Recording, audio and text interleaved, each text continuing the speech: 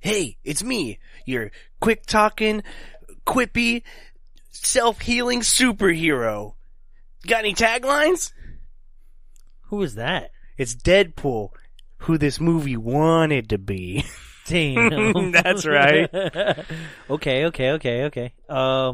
That's a low blow. There's no way this movie could have ever lived up to Deadpool. It tried. I guess. It wanted to be it so bad. Well, buckle up. Is there a lot? We're going to hell. Oh, is that one of the taglines? No, but that's where I was living watching this movie. It should have been. Demons have demons too. Fuck you. That's the worst. It's a whole movie. It's Hellboy. He's Bill Murray from What About Bob? Demon steps, get on a bus. What if the movie was just Hellboy in like psychiatry, like on a chase lounge? I have to say, the demons I killed the other day, not too proud about it. They were my cousins. Legendary AF. This movie, even in the poster, is like, can we say fuck? People want us to say fuck so bad. Right? That was their main criticism of the other ones. I swear, that's the difference between this movie and the other two. That's the difference between this movie and Deadpool. Yeah. I mean, Deadpool uses it too, but in a proper way. It's better. Yeah. This April, Raise Some Hell. That one's a little better. Do like that one. That one's cool. I appreciate it. Raise Some Hell. Okay. Same thing. That's okay. I'm still going to give that a pass. Give Evil Hell. What? Give Evil Hell. Hello, Evil. I've really liked you for a long time, and would you accept this hell, please? Hello, sir. Here's your delivery of Evil Hell. Hellgram. Hey, you're that demon. No, just a land dolphin. No, just Hellboy. Just Hellboy. Save the world for the hell of it. Okay. I like that. That's a joke. They put more effort into these taglines than they did the entire script of this film. Shit. Well, that's probably completely different departments. The marketing department. Because marketing actually knows what to do. Yeah. Well, they were like, we got to try something. Yeah. Mess with the devil, you get the horns. Okay. All right. They're getting better. Also a joke. Yeah. One hell of a superhero. Nope, he's not. Really not. How many more of these are there? Demon hero Hellboy. Okay. Sure. Cool. What is a Hellboy? Meet your new hero. Nope, we've already seen him twice before. He's got demons. That sucks too. Also, a lot of the stuff in this movie they're not demons. No. They're like creatures. Yeah, I'm not quite sure where the rest of the hell portion comes in, other than him. Yeah, at the end, there is some stuff, but for the most part, it's just creatures. I guess so. But I thought they were just creatures, too, from another dimension. But we'll get there. We'll get there.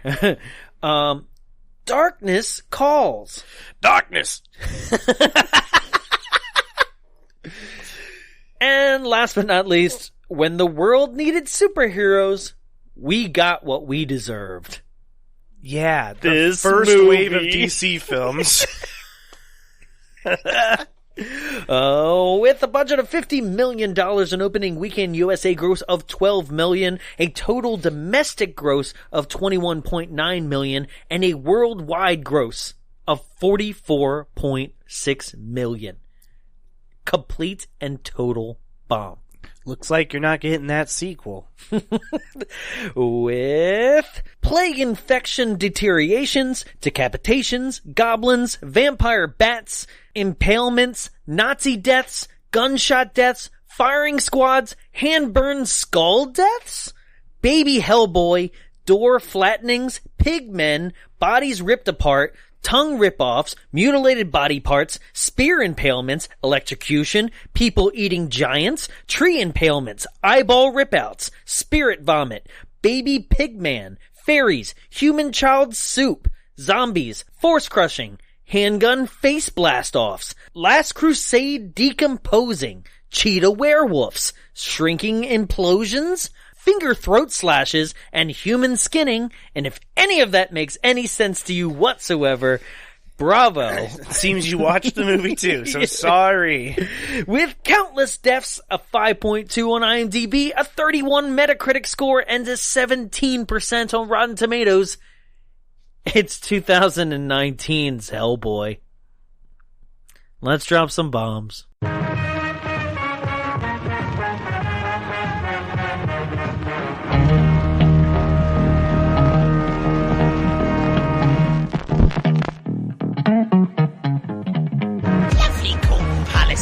Completely full of bitches. I'll rip them off and rub them blind, those dirty sons of bitches. And by the way, the women are always saving the men around here. You might want to think about changing the name to ex-women. I'm the devil. I'm here to do the devil's business. I can't talk too long. I gotta poop. It's not gonna work, cause I'm a Capricorn and you're fucking nuts! Because they're vampire hookers.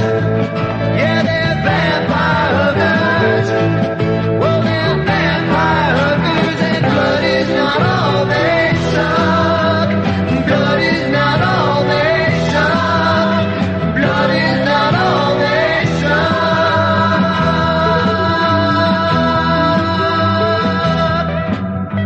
suck. Welcome to Bombs Away. The only podcast recorded inside a projection booth. I'm Jonathan Young. Joining me inside the studio, as always, is... Putting in as much effort as the filmmakers behind this film, Tyler Rowe. Thank you. You got my joke. Oh, God. This movie. I know I say that all the time. That literally is a catchphrase of mine, I think, at this point. Yeah, This if someone was going to movie. make one of those like podcast bingo cards that they've been making lately, we would definitely, there would be this movie. Oh. Yes, this movie, which, interestingly enough, if you're listening to this the day it comes out, the Razzie nominations just came out a few days ago. This movie is nominated for, I think, 2 or 3? Let's see, 3, 4. Yeah, 4 Razzies. Which are what? It is nominated for Worst Actor, Worst Director, Actor, is it David Harbour. Is it? Yeah, he's nominated. Really? I know. Because he's like one of the only things that's keeping this movie somewhat even alive for me to say, dude, we're not doing this episode. Yeah, he, Cause it was a fine line for me. This got close to like when I vetoed back in the day, I vetoed me and Jared doing The Mummy, Tom Cruise's The Mummy. oh, because Tom Cruise isn't in it and he's like doing a good job? No, I vetoed it because everything about it was awful. Oh. So yeah. I'm saying Harbour is the only thing I was like, well, at least he's trying. He's doing a decent job.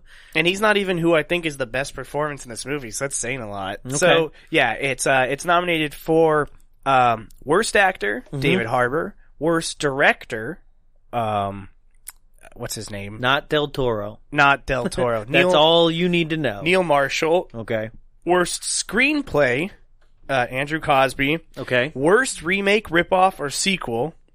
Worst Reckless Disregard for Human Life and Public Property. And that's them. That's rough, man. God. Ron Perlman is at home like, yes! Yes, if you heard the director's name, Neil Marshall, he also directed The Descent, which is a fucking great film. I love that movie. Dog Soldiers, which is a fucking great film. And Doomsday, which is super fun. What is Doomsday? It's like a post-apocalyptic, Like, it's kind of hard to explain. A futuristic action thriller where a team of people work to prevent a disaster threatening the future of the human race. It's if Mad Max was super gritty. Mm-hmm. Because that's what this is. Okay. It's fun. But this guy's way more talented than this movie has led you to believe with Hellboy. I was hoping to find something like bad that he's done. No, look at the writer. Look at the writer? Is that the... Look at the writer. Okay. All right. I can do that. While Jonathan's looking at the writer, I'll also mentioned that Mike Mignola, who is the creator of Hellboy, was on set for this film far more than normal. And I'm not sure if that's because he wanted to be more involved or if he didn't trust these guys with his IP because he was not as involved with Del Toro's, which is an interesting thing about him. Okay, so the writer has only done 2 Guns? 2 Guns, this movie, and some episodes of that TV show on Sci-Fi Eureka. Yikes. Yeah. Right? And that's who you put in charge of this $50 million blockbuster? Which is supposed to be, like, something that's going to be another franchise. Because by the end of this, spoiler alert, guys, if you're not familiar, yeah, you have 2 end credit scenes a la, like, MCU, where they're The giving Winter you... Soldier will return. Yeah, they're giving you 2 additional setups. Like, basically one is being like, here's this whole other story and where we're going to go next. And then at the end, it's like, oh yeah, and don't forget about this character who he still owes a debt to. Yeah. And you're like, God damn it. Well, so... How? Okay, let's go. Well, no, I'm just going to say some background information on this movie that's really interesting. Uh-huh.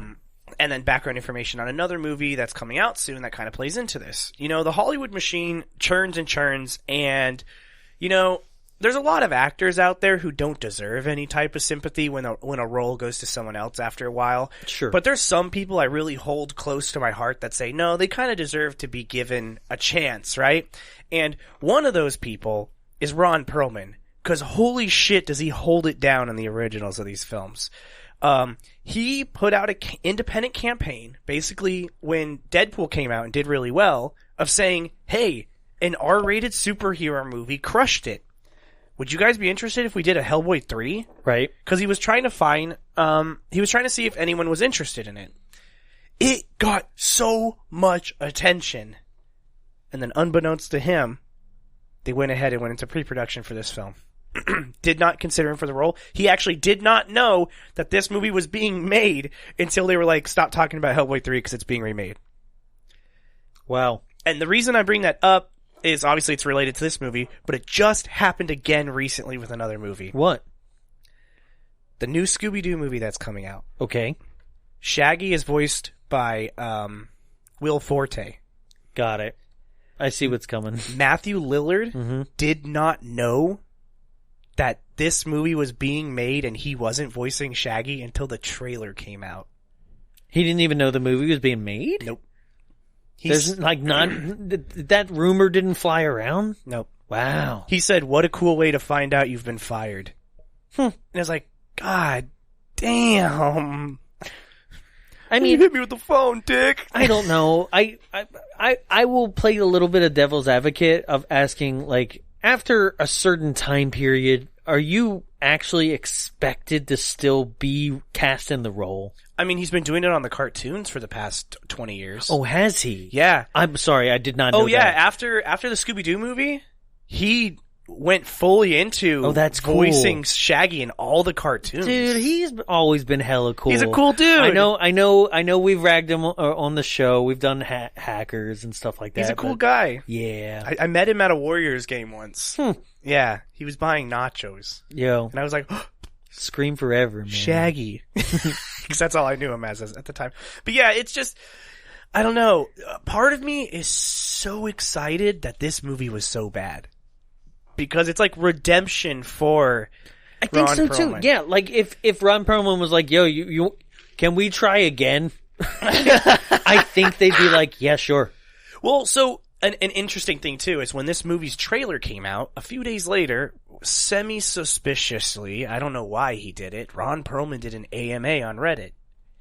And someone said, you know, there's a lot of questions that celebrities just don't answer, no matter how many upvotes they get on an AMA, but someone said, what do you think of the new Hellboy? And he said, I'd rather not talk about it at all. And that was it. And it's like, he was hurt. Yeah. And I'm sure Del Toro was too, because he's the master of them being like, make the movie you want. And as soon as he makes it, they're like, yeah, we don't like that. Give it to this guy. Yeah. So, yeah, if you can tell already, it's gonna be, this is gonna be a rough one, guys. I hope you're ready, but I hope that, welcome to so many different listeners out there. Yeah. Because I'm sure there's a couple of you who are like, oh, what movie do I pick? Oh, I got trapped into watching this in the theater. Like me. No. That almost happened. Dude, I almost went.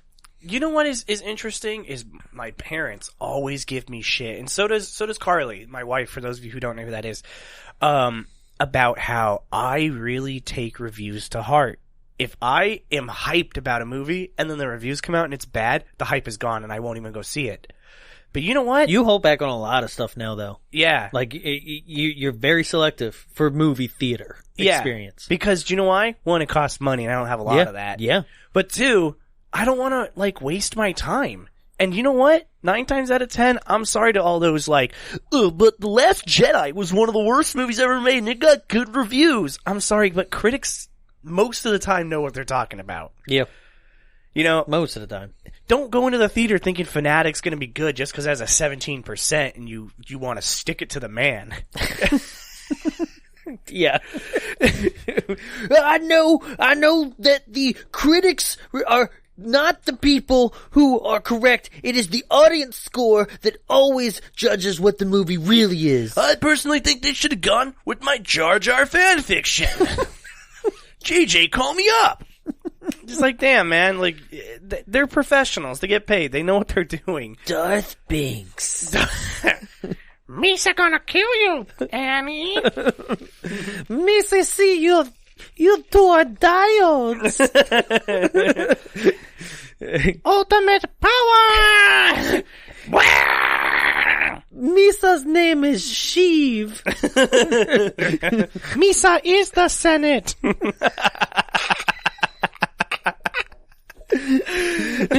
You saw once this? Just imagine if Jar Jar did turn out to be the ultimate Sith, and they were like, no, Jar Jar, we remember when you got farted in the face by that creature on Naboo. And he's like, shit. Missy a big doo-doo. Strike Misa down. Oh, no, sir. Not 2 lightsabers. Shit. That's a better movie than what we got. Well, as you can tell, we don't want to talk about this movie, guys. And here's the thing is I challenge you to watch this film at all and not get lost, because as Jonathan and I were talking about, I'm scared. I think I got this down.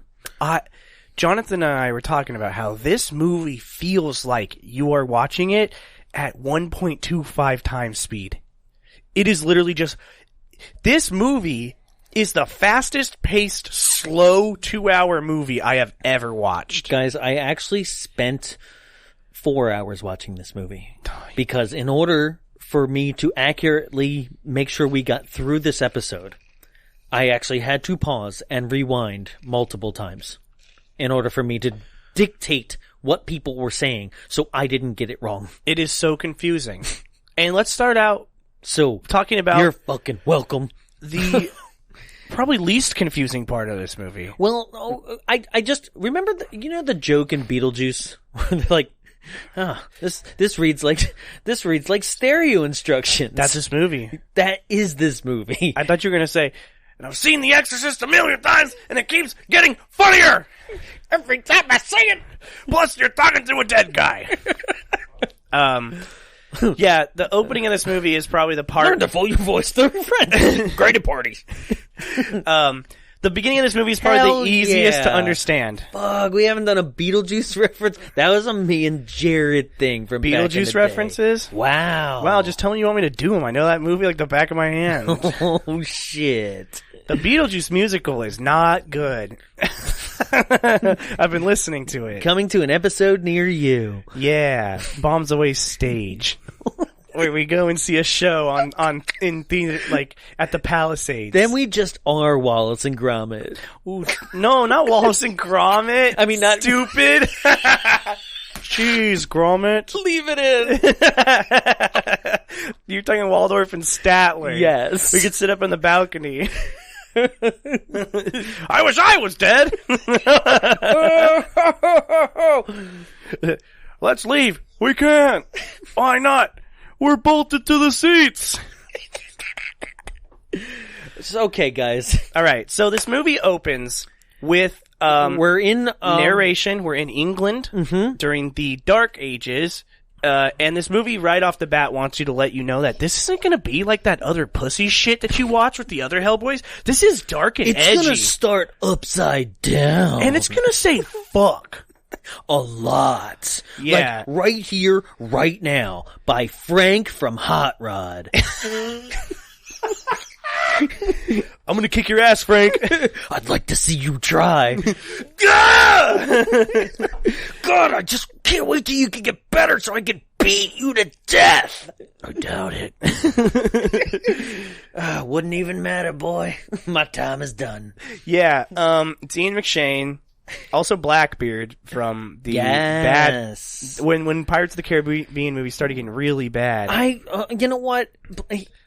I want to comment on that too, because it's another thing where you're like, I like you? Like, I like this actor. Yeah, I do too. And yet, that's another case of a movie where you're like, oh, hell yeah, that guy? Right? And then that is the worst part of that movie.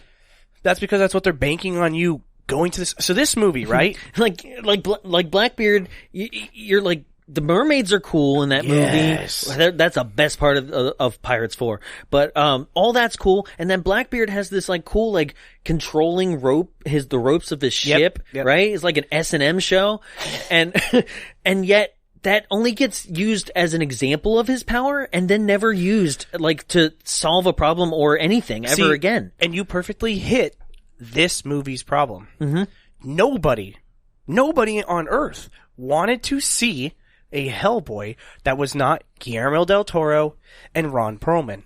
Right. But they netted a huge catch to this film of David Harbour. So all of the Stranger Things fans were like, well, I love David Harbour. Yeah, he's great awesome. in that. Let's watch this. So it's the Middle Ages. They say it's the Dark Ages. And it was really fucking dark. Like I said, this movie's so edgy in its everything. So basically, King Arthur and Merlin and their men. Why? That's from... Okay, now here is one thing I'm going to say. Okay. The one thing that this movie does is it hits the beats of the comic books hard. This is... Okay, so you know the comics? I'm glad one of us kind of does, because I don't want to be insensitive to anything. I know the story. Insensitive. Like, who gives a fuck? I know the story of the comics pretty well, because if you guys want a primer, I know we're always kind of promoting other people's more popular podcasts, but I would say venture out and listen to Wizard and the Bruiser's episode about Hellboy. They do a really good job of explaining the story, because this one's kind of, like I said, it goes so fast that you miss something. But yes, this one is much stronger to the early stories of Hellboy. This is almost an origin story. Yeah. Because Ron Perlman's Hellboy has been doing it for a long time at the point that you see that one. Okay, so I've only seen the first Hellboy in that series too, so I'm going to admit I haven't seen the Golden Army's fun too. I've heard. So my knowledge is not there. I'm going to put it there right now. If they're like, oh, so they connected over there, and don't care, because I don't want to see anything from this movie onward ever again. So don't care if there's any connection. Number one has a lot cooler enemies in it, and cooler than this movie too, because it's literally like undead Nazis. Yeah. And that's cool as shit. Yeah. And that is a struggle that he has throughout it. That's metal. This tried to be metal, and it was like... It's new metal. This is how you remind me of what I really am. Is that not? They say that a hero can save us. A hero. This is just the Spider-Man 1 soundtrack. Yep. Yeah, no, that's actually a really good comparison. This movie is the new metal Hellboy. No, I thought you were... Spider-Man 1? No, I thought you were going to say that it was the band themselves. Oh, is Nickelback? Yep. No, because I was going to say it's more Creed. Oh. What was that? Can you take me higher? My top listened to... With arms wide open. Higher by Creed was my top listened to song the past 2 years in a row because I go hard to that shit in my car. To a place. You know that's a Christian song? Yeah. Yeah. Thanks for bringing the entire energy down. So, the intro... Speaking of Christianity... Yeah, really, actually. Hellboy. The intro of this movie is probably one of the cooler parts. Merlin, King Arthur, they're on their way to... There's been a war between creatures and humans, raging for a long time. And everything's in black and white, by the way. Yeah. Because it's going to become real important when they rip off Sin City in a second. Yeah, well, basically, Joan Allen just masturbated in the bathtub. Boo. Everyone hates Pleasantville. I know. No, oh my god. Let's do a month where we only do movies that have black and white but red. We'll do The Spirit. We'll do Pleasantville. No, because please do not say Schindler's List. I was like, do not say it. Schindler's List. The Spirit. Oh, The Spirit. You remember that? Yep. Samuel Jackson plays a black Nazi. Yep. Okay. Scarlett Johansson's in that movie too. Yeah. So they go to the tree from Tim Burton's Sleepy Hollow, and a witch comes out, and she's actually the ruler of all the creatures. And this is the Blood Queen. This is the Blood Queen. Okay, yes. so this is our main villain, guys, and the Blood. Wait, she is? She's in this movie for like 30 minutes tops. Yeah, and she's cool as fuck because she has her body parts scattered around the world. It's hard to be in the same place at the same time as the movie. So dumb. So the Blood Queen, is basically ruler of all creatures that are roaming around the Isles of England. And then that specifically the pasta aisle. That's played by Milla Jovovich, right? Who is doing a decent job. I'm gonna say what Carly said, so then I don't sound like I'm being like, ooh. Carly, my wife, literally was like, "Damn, she looking good in this movie." Guys, I'm gonna put it out there now. I'm just gonna be honest about it. Carly doesn't exist. It's actually just me. I was surprised to see Milla Jovovich in this movie because her husband didn't direct it. Oh, damn. Is that not Resident Evil? Yep. Every single one. That's my Resident Evil music. Wait, isn't that just like Mortal Kombat? Yeah, basically. Mortal Kombat! Yeah, but I'm thinking of her like diving in the lasers, like bzz, bzz, bzz, bzz. So, yeah, she's, and actually she does, there's two performances in this movie that stand out, and that's not saying much. Mm-hmm. It's her and it's David Harbour. Yeah. They're both giving 110%. Now, that does bring up some questions, because, while I do think David Harbour is giving 110%, he's also terrible in this movie. And I don't know if it's the script or if he just didn't give a fuck, because do you know all the other drama? I got it.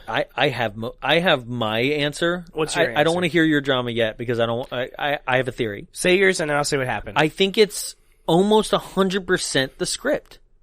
I basically base that theory on the fact that every single line, every single moment falls flat on its face. Every joke, every single thing. And I'm like, there is no way that David Harbour, like, he didn't write this. There's no way he wrote this, because if he had his hand in writing anything that came out of his mouth, they would have gave him a writing credit.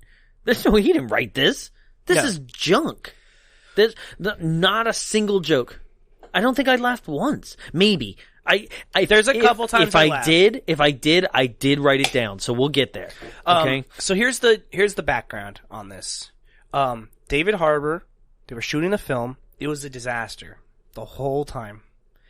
And, so, like I said, it was a disaster on set, and apparently David Harbour was fought with the director and the producers and the writer the entire time that this movie was being made, to the point where people started saying that he's an asshole. Okay. He was getting in shouting matches and storming off set with, because, which is even funnier when you have like red makeup on. I wouldn't fuck with a guy who looked like that. Like, are you actually mad or are you just painted red? I'm pissed! No, so apparently this movie almost did what made Men in Black International so bad. Oh, that you hire your own writer? Yep.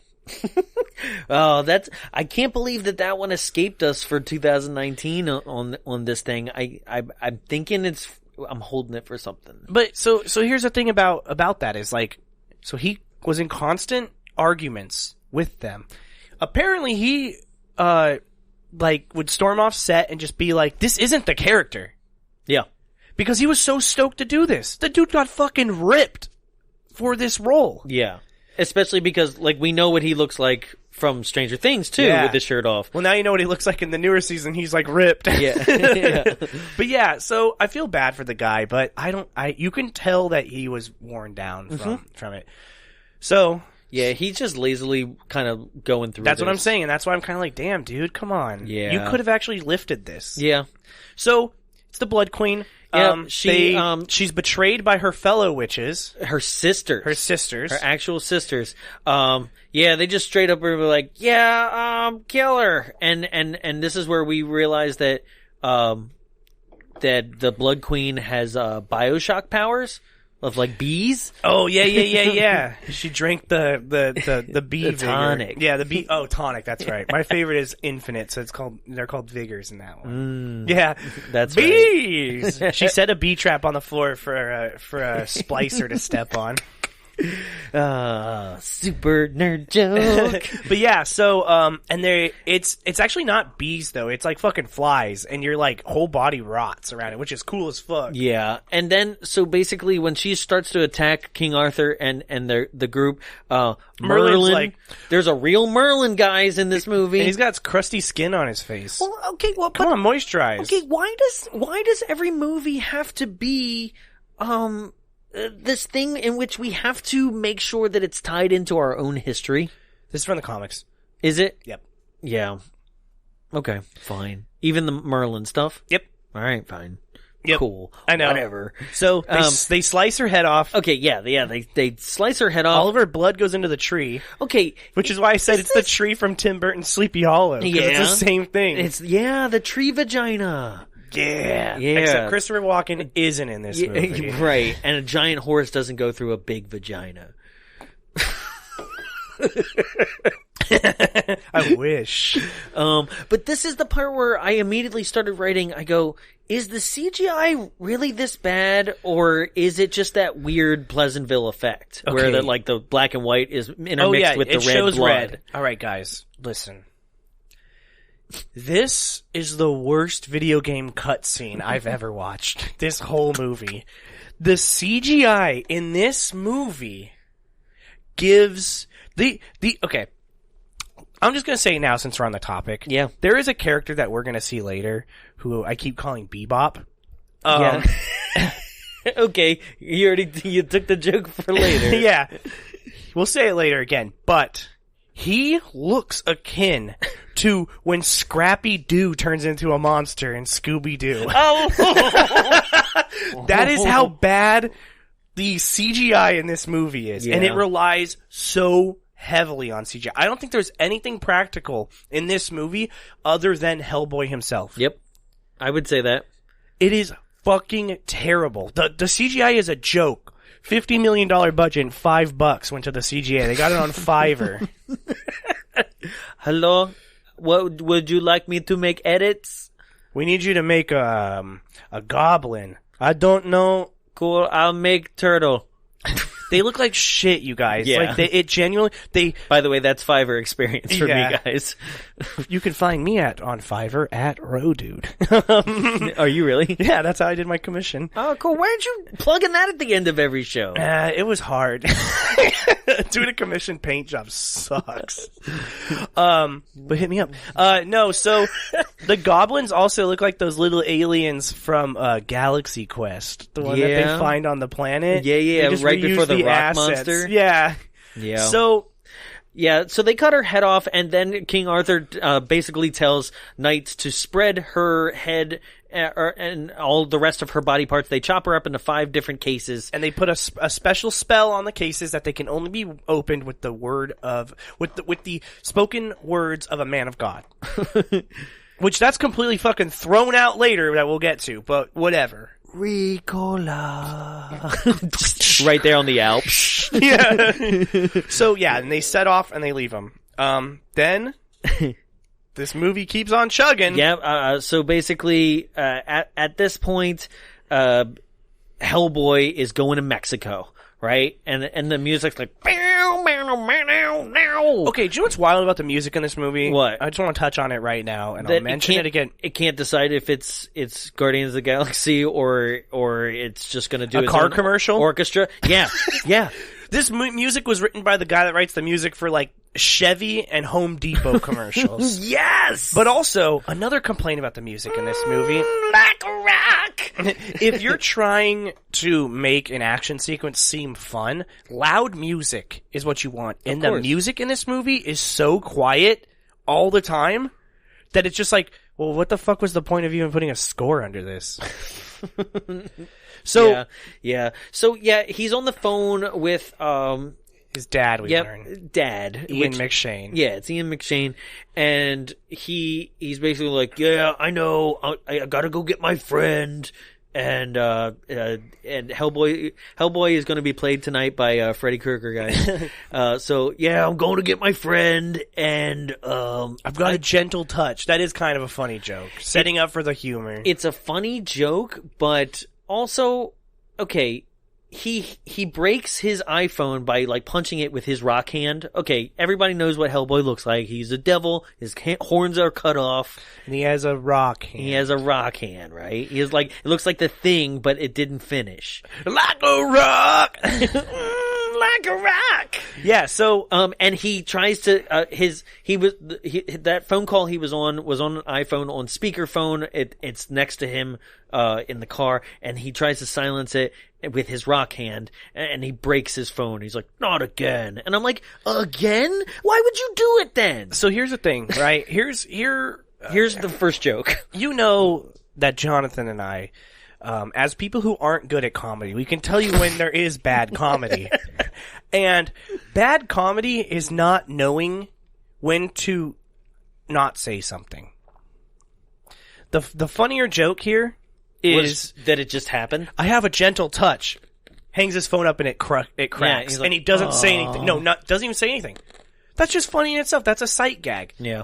And then you go on. This movie wants to punchline with a shit, with a fuck, with a like quip so hard each time where it's like, let the humor happen. You're right. It's the person. This joke.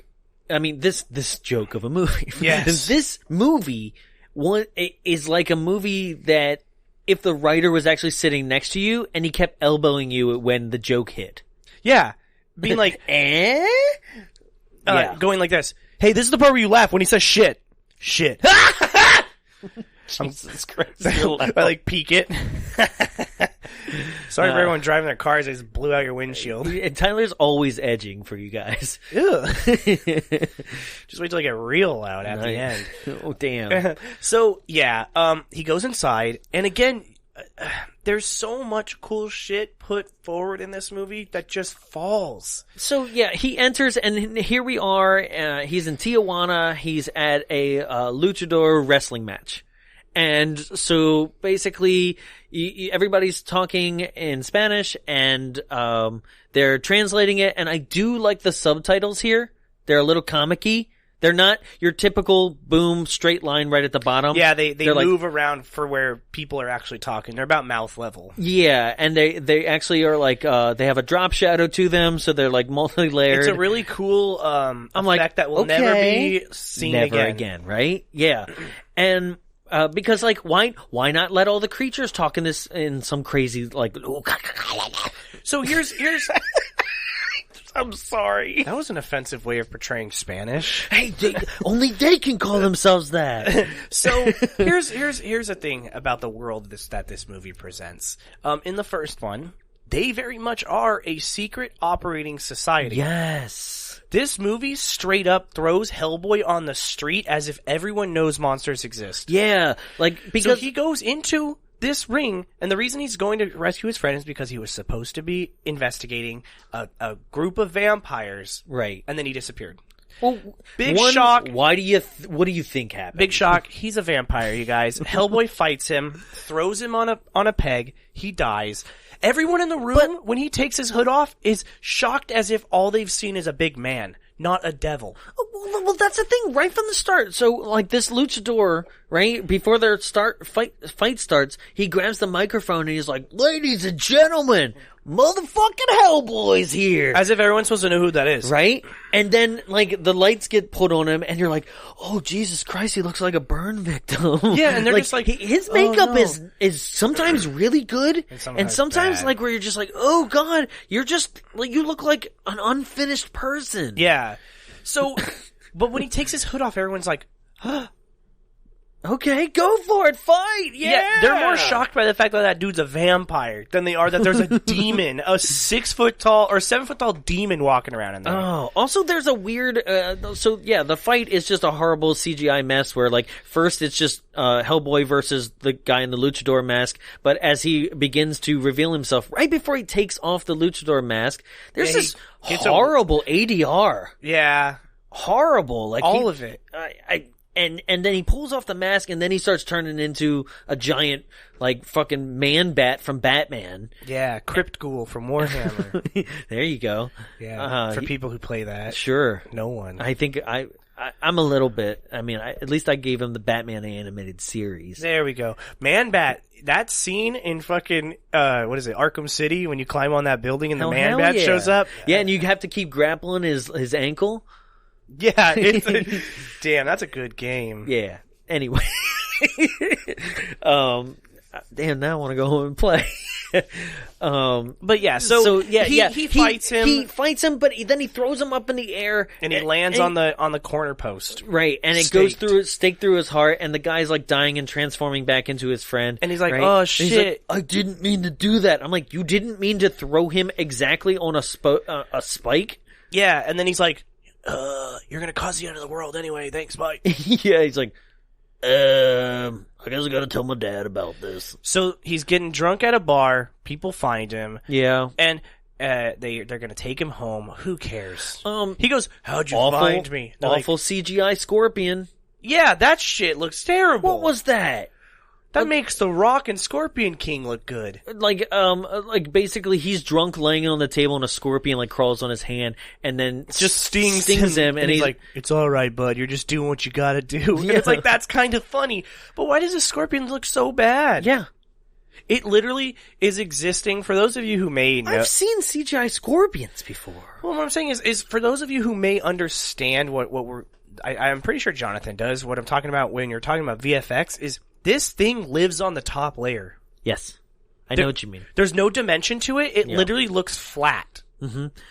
Yeah, there's no shadow. Nothing. I don't think there was a shadow. And you know what's the other problem too, is it looks like it's suffering from that early CGI thing where everything looks shiny. Mm-hmm. Yeah, it's just not finished.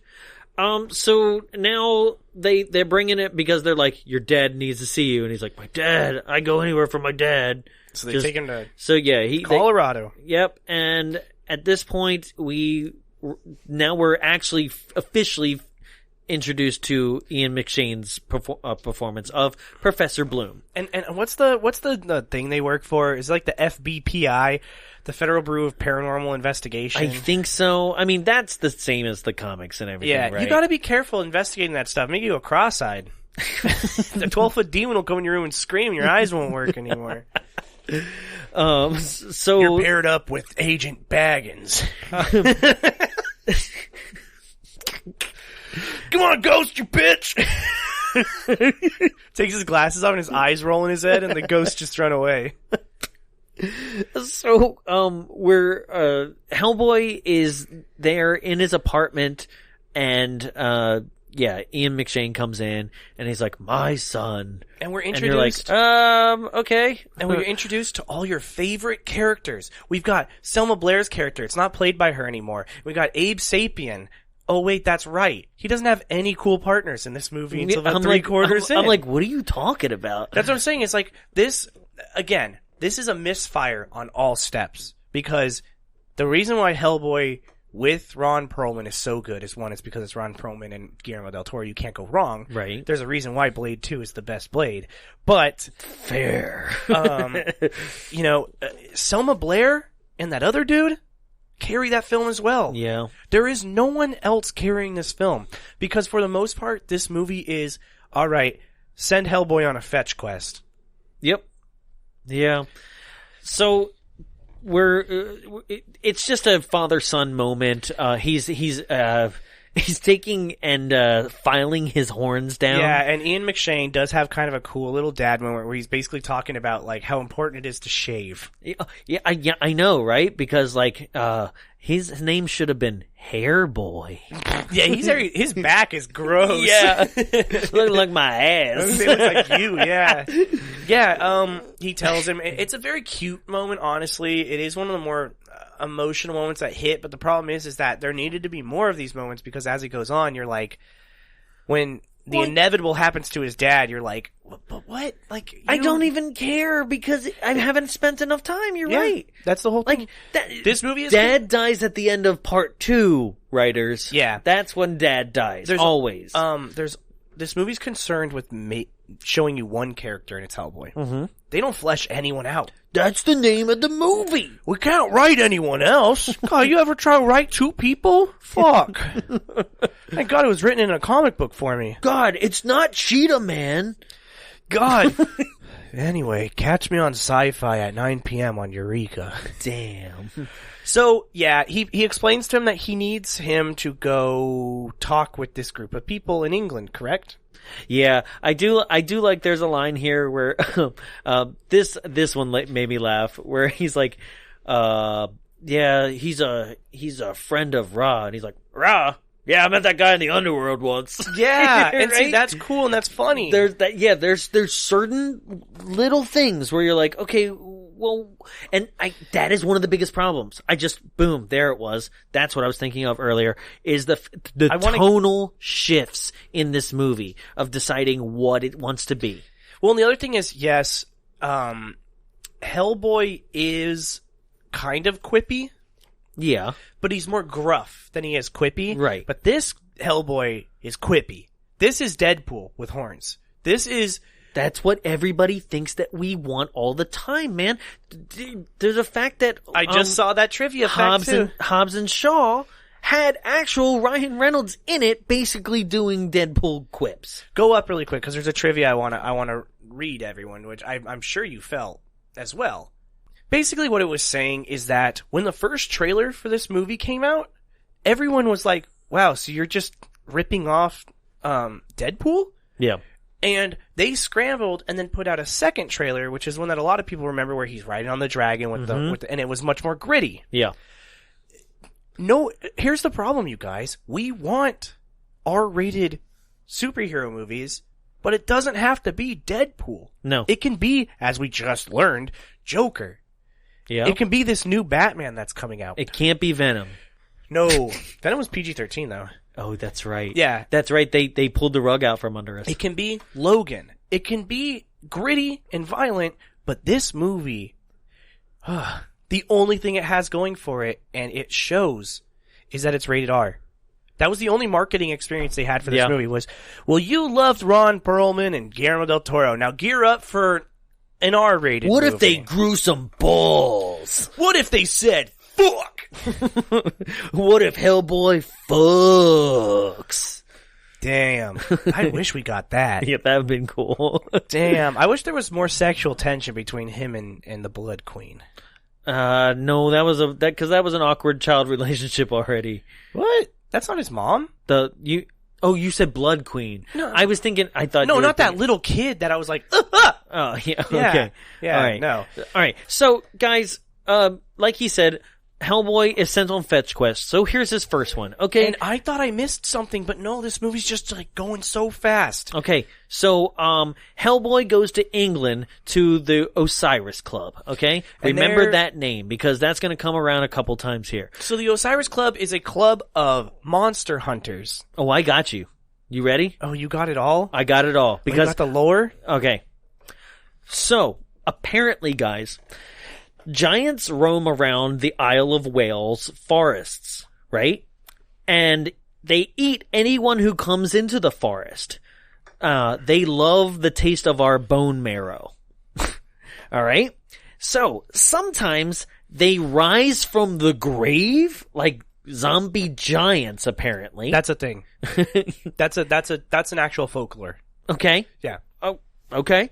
And currently, for Hellboy's mission, as he meets these English hunters, there are 3 of them on the rise. Also, everyone ages at the snail's pace, right? At this point. Everyone that he meets at this Osiris Club, they age at a snail's pace because the seer, which is this Storm. psychic storm, right? Storm when her eyes go all glossy. She did a seance back in like 1945, right at the end of World War right II. before World War II, End of World War II. right? And during that seance, there was a spirit that warned them all in that seance that something would come and that it would end mankind, and they must end it and fulfill that prophecy. So, turns out these guys worked with Hellboy's dad, and the best character in this entire film to stop the Nazis and Rasputin from, and this is all from the comic, this is also in the first movie, it's literally the opening scene of the first movie is what we're talking about right now. Same characters, same look, everything. But not as cool except for one character. Because that crazy like Nazi mask looking thing from Del Toro's It's so cooler. that- Yeah. with When he the has- blades. Yeah, and he has the gears and all that kind of shit. So, this is an also interesting thing that I'll talk about in a second. But they open up a portal to hell, Yeah. right? Because they're going to get something that's going to help them end the world. Now, this is one of my favorite things about Hellboy, is its roots in the Nazi occult movement, which was a real thing. The Nazis were super into the occult, and I just like that realism. Right. So, because we get a flashback here. we're in World War II, and the best character in this film, who was in this film for this scene and a post-credit scene. Lobster Johnson! Lobster Johnson, Thomas Haden Church. I want this movie. Yeah. This is the movie I want. Guys, you want to figure out how to be like, okay, we have the Hellboy franchise. If we don't keep making a movie, then we're going to lose the rights. Make a Lobster Johnson, Thomas Haden Church movie now. I will go see it tomorrow. So, they kill most of like wine? they kill most of You the guys remember Spider-Man 3? I do. That's my boy. He was just trying to save his daughter. That's a hella dumb additional plot line. What? Yeah. I like that. It really shows that Spider-Man's a dickhead. He shows up. They kill most of the Nazis except for the important ones. He has Rasputin, and he goes, "I'm gonna give you something so the people in hell will know who sent you." Remember how I said I didn't have anything that I thought that I wanted to post on Instagram for this movie? that scene. I forgot this. Yes, and he raises his hand, and in his hand is like a brand of his logo, and he pushes it into Rasputin's head, and Rasputin dies. He like scalds a man to death. Yes, and then they wrap everyone up and they leave. And then as they're leaving, Lobster Johnson, man. I can't move past it. As they're leaving, out from the cracks in the ground comes baby Hellboy. Baby Hellboy. He didn't have a penis. Guess what, guys? He ain't cute. No, he looks like shit. And again, going back to Hellboy 1, he looks so much worse than that Hellboy. He looks like that red devil on deviled food canned ham. He looks awful. He looks like the devil in like what's it called? Industries. They're a skateboard company. Yeah. Oh, it looks fucking terrible. Yeah. And like I said, it looks worse than the one from Del Toro's. Yeah. And Del Toro's was almost 20 years ago. It came out 16 years ago. That's embarrassing, you guys. Let's make baby Hellboy memes. God. When you shitty. And that's just it. It's the when your mom says I wish you would have been aborted. Spoilers for Mandalorian. It's just the stormtroopers, and they look in and they see it's baby Hellboy and they stomp on the bag. What are we even doing here? They fucking kill it. So, yes, he's told about the hunt by these guys. It's a grand tradition. They still use the weapons that they would use at the time. They wear all this shit. They ride horses, and this was a twist I didn't see coming because it literally does not have any. There's like no indication that it's going to happen. I genuinely thought I missed like a 20-minute chunk of this movie. They attack Hellboy. Not yet. There's something there. We are introduced to Bebop. I don't want you to miss Bebop. God, that's right, Bebop. You guys, it's Bebop from Teenage Mutant Ninja Turtles. It's like straight up dead ass Turtles. He looks like Scrappy Doo from Scooby-Doo with a pig head. But it's Bebop. It's fucking terrible. And Baxter Stockman is his minion. It's so this is fucking bad. This is Baby Yoda. Yeah. So he, is this when he Man, bear, pig, basically. Yeah. Because it's a pig. It's a warthog. But he has like an iron Penis? hand. He doesn't. This movie could have hung dong. It's rated R. You're right. Because if you want to know where most of the source of the fucks come from, it's this character. Oh yeah, because he's basically a chav. A Chad? No, a chav. Oh, okay. A fucking like street kid, a soccer hooligan. Yeah. He's like, oi, bruv! You know? Yeah. Right? Oi, bruv! Gotta go to Tesco. Yeah. He's basically Eggsy before he becomes a Kingsman. Thank you. Yeah. That's why I was laughing over here and stalling, because I was trying to get to that joke in my head. Yes. Thank you. So, is this when we're introduced to... The tusketh maketh the man. Bear man. Is this when we're explained to why he, like, how Hellboy met this guy? No, this is just the introduction of basically we haven't really met Baba Yaga, but like you can hear her, and Man Bear Pig is basically just like, yeah, that son of a bitch, he really fucked me over back in the day. Yeah. Right? And she's like, cool, 'cause he did me too. Okay, bye. Yeah. Look at my gross saggy titties. Thank you, exposition pig. Yeah. And he's like, No problem. I'm here all day. I'm gonna be working for Rita Repulsa later. So now we're on the hunt, yes. right? And like I said, and basically Knights of the Old Republic? Yeah, they just turn on him. Execute Order 66. And they start fighting With him. the stupid fucking deer head, I helmet. do like that. Because that's the type of shit they would wear in these types of hunts. Dear God. Yo, but for real, it's real fucked up. But in my mind, I was like, what would it be like to be in the medieval ages and go hunt a werewolf? It's just some hairy dude at his house. You just show up with all your friends. You're wearing a deer on your head, and you're like, knock, knock, knock. Hello, motherfucker. And you stab him with in front of his whole family, and he's like, ah! Bully! We also heard your wife is a witch.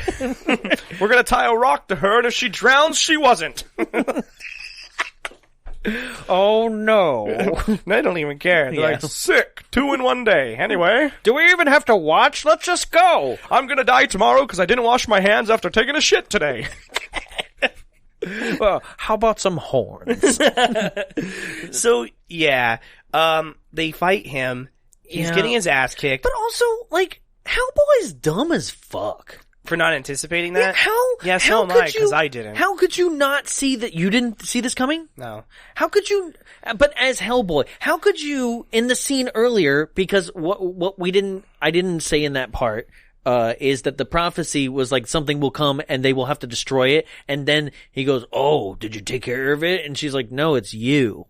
Right? Yeah. He's the thing that they are supposed to destroy. Yeah. So I'm like, I'd be like, yo, I think there's a conflict of interest. Do you know why I wasn't I wouldn't come. Do you know why I wasn't anticipating it, though? It's Why? because his dad sent him to these people. They're his friends. And then here's another thing. I guess so. He would be Jumping trusting. a little farther ahead, right? And his dad's with them. Okay, he's in their crew. That is something we miss, guys, is the fact that, like, his dad is in their crew but was not a part of that seance that night. So his dad ages, and these guys don't age. Yeah. So here's the thing, though. That because I guess ghosts are like, you could live forever if you have to deal with something. Don't worry, there's some stupider shit with ghosts later. Yeah. But jumping slightly ahead, Hellboy's dad meets back up with him after this scene. Yeah. No mention ever of the fact that his boys just tried to kill him. Nope. There's not even really remorse being like, sorry about that, son. Nothing. It's never mentioned again. I actually thought I missed it, and I did rewind this part. No, nothing. No, you're right.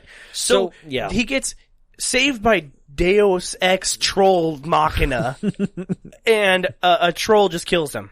Yeah. And then he gets up, and he sees the two of them eating, and it's like one of the only quips that actually lands. He goes, thought there was 3. And then he gets his shit pummeled in by the third one right behind him. This fight looks so awful, though. Yeah, do you know what the thing about this fight is? What? Hey, filmmakers, we've all been playing God of War for years. We've seen this. Better.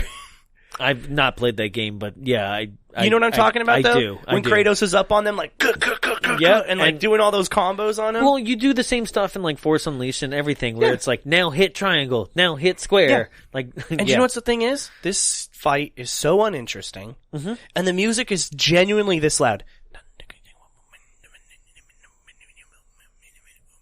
That's just creepy. And it's like, what the fuck is this scene?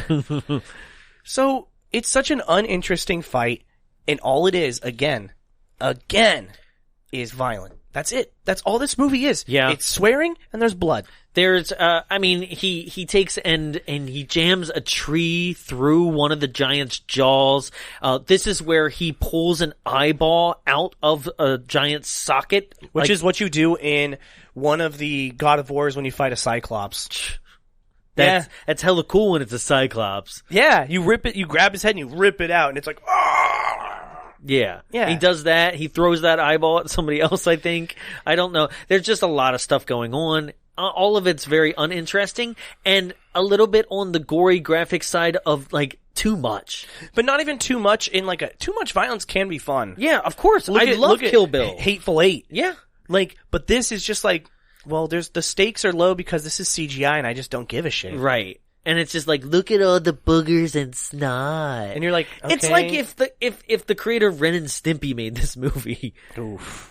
Actually, it'd probably be a lot better. No, there'd be a bunch of underage girls in it. Oh. Yeah, that's right. Come on. So, hey, Red! No! What are all these girls doing here? Don't ask, Stimpy. Stimpy, you idiot! So, now he is... Yeah, okay, I'll get you back on track. He almost, he's fucked up because he just got his shit kicked in. Right. We have a cutaway. Basically, Pigman has found almost all of the body parts for Milla Jovovich. She's sitting there watching television, and like she has like most of her body parts, but she's not sewn up yet, and she's just there. And the Pigman is who's been on the task of getting her together. So does that mean that Pigman and Baba Yaga and Blood Queen are kind of together in something, or is it just coincidental? I think Baba Yaga is the string puller of all of this. She is the ultimate, like, it's a tiered system here. You've got her, you got the Blood Queen, and then way down low, you've got Bebop. Yeah, well, I don't, we'll get there. So basically she's sitting there, she's also not sewed up, she needs 2 more body parts, and she's gonna grant him his greatest wish, which is he just wants to kill Hellboy. That's it. So now we go back to Hellboy. He won the fight, he's fucked up, he's like teetering in and out of consciousness, and a van pulls up, and he's transported to the next destination in this film. We are never in one location for more than like 10 minutes in this movie. No. But this is another movie, like so many other movies, that like eventually give up on title cards. Well, yeah, that's weird because it's explaining to you where every single location is, and then it stops midway through, and it's like, yeah, you know, it's London. remember that from the last time. It's like, not really, because everything looks the same. It's Wales. Yeah, you know, like so. Yo, this girl, their English accent is fucking terrible. It doesn't mean that she doesn't have to have been from England. Oi, bruv. That's how she might as well. It's worse than the pig. Yeah. I was gonna say it's worse than Bert in Mary Poppins. Oh shit. Mary Poppins! Poppycock! Oh. Mind the Ripper! Mind the Ripper! Poppycock! Yeah, hers is fucking worse than John Travolta's Bobby Cop. So, we're introduced to this girl. She knows Hellboy really well. She talks to the dead. Yeah. And then basically the dead is like, yo, kill that guy while you have the chance. Like, he's gonna end the world, right? And she's like, but I can't kill you because, like, you saved me when I was a child. So, you're like, my boy. So fuck the dead and the fact that, like, I don't know, they see the future and you my boy. Yeah. So yeah, but then Hellboy's dad busts through with a SWAT team, and he beats their ass real quick. And then he's like, hey, Dad, sorry for beating your guys up. Couldn't you have knocked? And he's like, you would have run. It's like, all right, anyway, let's keep going. Well, no, he's like, we didn't know if you were captured or not. Oh, yeah. I don't know how he traced him there, but another thing that I don't really care, or it doesn't matter. Oh, so here's the crazy thing about this girl rescuing him, right? Mm-hmm. 2 things here. How'd she find him? How did she find him? And, she just happens to be fucking connected to him. Wait. How'd she find him? With her mind. Dead. The dead. Stupid. I don't care. But they're connected. And we learn why. What, like E.T.? No, did I miss that? Do you not know who she is? No. Okay, I want to jump ahead to something. What do you mean? Like, connected? Like, I know the story. Of how he knows her? Yeah. That's what I'm saying. He's known her since she was a baby. Right. And it's like, but that gets told later. It's like, fuck you, man. Come on. They can, like... It's too coincidental. Just have her be a character who's like, I need to look out for you. Right. The dead tells me I need to look out for you would be better. The dead said, I need to look out for you because bad people will get a hold of you and use your powers for bad. I'm basically Katana from Suicide Squad. Yeah. The souls are in my blade. And that does happen later. That's the thing I was saying about ghosts. Okay. So, basically now we're introduced to, Puma Man. But we don't know it yet. Not yet, no. The guy from Lost, the Asian guy. Yeah.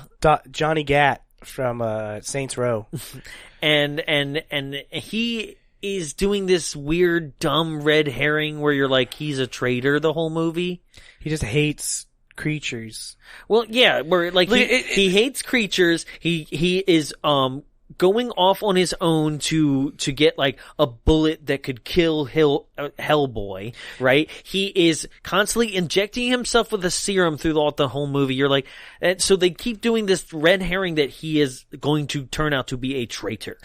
And the other thing that's funny too is they're really trying to set up, he's like, I hate creatures. I have to take this serum. I have a fucking gigantic scratch scar across my face. Right. Now, what he actually turns into is so fucking stupid, but literally as soon as he turned up, I turned to Carly and I said, he's a werewolf. When he did the story, I was like, oh shit, he's gonna turn into a predator. He was like, we were in the jungle. I had to get a facelift. Now I look like this, but they made a scar. He goes, you're one ugly motherfucker. And then he gets got. So hello, it's me, Johnny Gat. I hope you enjoyed this game. Get into the car if you want to leave. Get to the chopper. This. Remember when I said that? Take this dildo bat if you want to live. I love Saints Row the Third, man. That game's so fun. I'm a polyallometric alloy metal skeleton underneath living tissue, and then underneath that is a bunny costume. And then under that, Jaguar. Oh, you're going back to that. Yeah. I was doing Saints Row still. So, yeah, what he actually turns into is not the Predator. It is, Is that even explained yet? Is that right now? No, but that's later. Well, what I'm realizing is that if there's any way that we can save our listeners some time, is jump ahead a little bit. Basically explaining somebody's through line. Yeah, he was attacked by a were-jaguar. Yeah. And now he turns into a shitty CGI Jaguar. And it's awful. Yeah. So, okay. Now, at this point, that character is Ben Scarface is what I'm going to call him. But he's a major in this. Yeah. R.I.P.D. Oh my god, that's what I wanted to call it too. I know, right? So, and he's also apparently from Agency M11. I'm like, how many M's are there? Like MI6? Yeah. Just so many M's. He's also not really English. No. Oh, no shit. So He's Asian. You want a weird connection to Deadpool. Ajax, the guy who played Ajax, was initially slated to play this character. Yeah.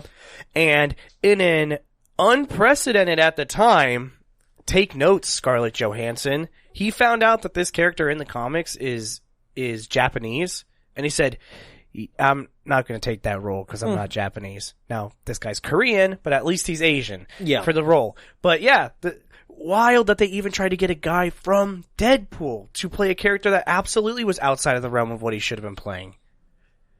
And it just goes to nobody knew what the hell they were doing. This movie, all it was marketing. Yeah. Just to get a quick buck. Absolutely. And they made none. So I'm happy. Yeah. So, basically, they're like, where are you going, Hellboy? He's like, I'm going back to the Osiris Club because those motherfuckers are going to pay for trying to kill me. I gotta take a piss. Yeah. And so he goes back and everyone is dead. Yes, that's right. The door's been kicked in. Yep. Like, everybody's slaughtered. The girl who sees the dead, her name is Alice, by the way. Alice is like, something awful happened here. Alice is like, I'm a loogie ghost now.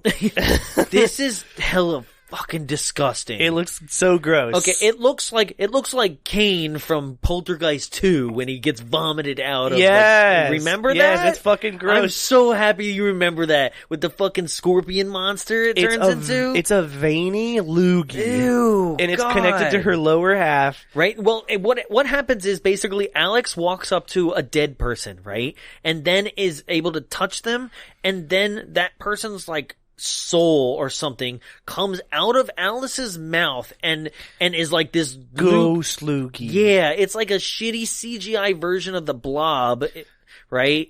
But then it has the head of the actual person head and arms. It's like arms. Why arms? Nah, too? dude, it's like upper torso. Yeah, yeah, and yeah. And it's them, and they can actually still talk to you. And she's way. like, Something came here and killed us. And I'm like, couldn't we just have that woman's like voice coming out of Alice's, mouth? Do we have to have this loogie monster? So here's where I'm going to say that we did skip over when Bebop goes to the monastery, because they meet him here again. Okay. So meanwhile, while all this other stuff is happening, Bebop went to a monastery where the next body part is, and everyone there is a monk who's taking a vow of silence. He fucks them up. One of the best kills in this movie is he kicks the door down, this huge door, and he stomps on a dude, and blood just like splurts out everywhere, and it's just so fucking funny. So he gets the box with another body part in it. I do remember this, what you're speaking of, because I remember these monks are taking a vow of silence. Yeah, that's what I said. And they don't do what I want them to do. They don't actually keep quiet. I wanted silence as he ripped him to shreds. I think that would have been creepier. Yeah, and it also, there's a CGI leg in this that, like, looks so fucking fake. I was expecting it to bounce outside the letterbox because it's, like, again, on that top layer. So he kills everyone there. He goes to a guy and he says, "Now, say the words." And he's like, So he fucking rips the dude's jaw, looks like shit. Yep. Puts his tongue in his mouth and is able to speak the words to the box. And it How unlocks. convenient. Now here is why I knew we missed this. Because the next thing that happens in this scene that we're on made me so fucking mad that I almost just turned it off, because I was like, well, if this is the bullshit we're going to deal with, then what's the point? Okay. So he had to swallow that guy's tongue and speak his voice to the box to open it. So now we're in the Osiris Club, and they find out that Bebop is in the Osiris Club currently. Mm-hmm. He is trying to open one of the boxes. So him and Hellboy start fighting, and Hellboy punches the box open. Oh, yeah. And shatters it. And the body part falls on the ground, and he goes, "Oh, thanks for that." Yep. What has all of this work been? Why did he have to put that guy's tongue in his mouth to open it if it just shattered, like if he just smashed it on the wall, it would have opened? Well, maybe Hellboy's super hand can do the same thing. He breaks it. I don't know. He just breaks it. It doesn't know. open. I know. It made me so mad. I was like, you just showed us a scene how hard it is to open this box, and you mean to tell me no one's ever just dropped a car on it? It was just so that we can kill some innocent monks. Ran it over? Yeah, it was just for the body count. What the fuck? It was so that Bebop could go and rip some body parts apart. That was the moment in this movie where I was like, you know what? If this movie's not going to give a shit, I'm not either. Because, like, obviously the rules are out the fucking door. Babies!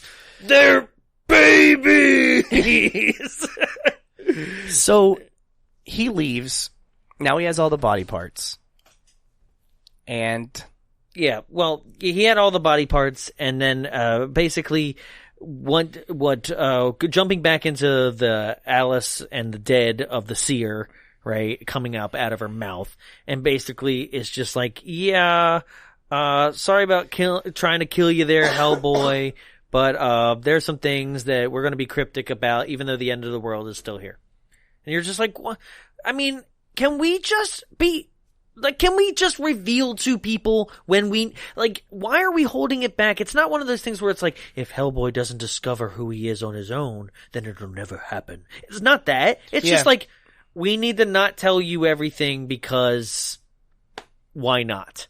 Like, we just need this movie to keep, going because it's so long. This feels so And that's what long. I said in the beginning is, this is the fastest paced, boring fucking 2-hour long movie. Right. This movie is literally moving so fast from place to place, but it's still 2 hours long and it's still boring as fuck. Yeah, so basically what she's saying is that, hey, the queen will need a king. The blood queen will need a king. And he's like, okay, and who would that be? And she's like, oh, boy! Right? And you're like, dude, isn't it not fucking obvious? That is the one thing about his character that's really frustrating. It's like, he's dumb as fuck. Yeah. It's like, dude, obviously it's you. You're from hell. Yeah, and are you not going to have this conversation at least with your dad so somebody smart can be like, dude, do we have to have this conversation? Are you that fucking dumb? I know that Did you really think you came out of Ian McShane's penis? Fuck, I know your PSATs were like 320 combined, but like, God, I thought I taught you better. Is this one? when...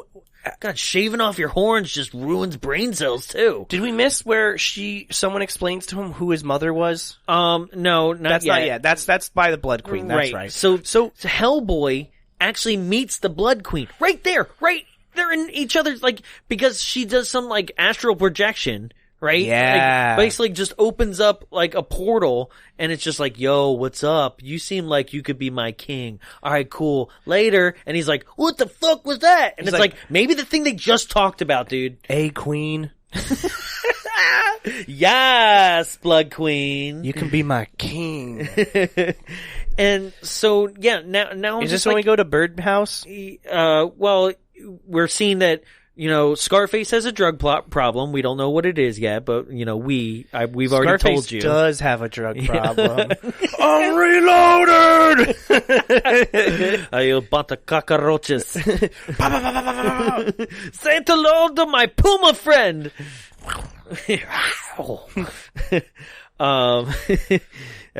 So now, they show that he has a drug problem. We don't know it's for the cheetah thing yet.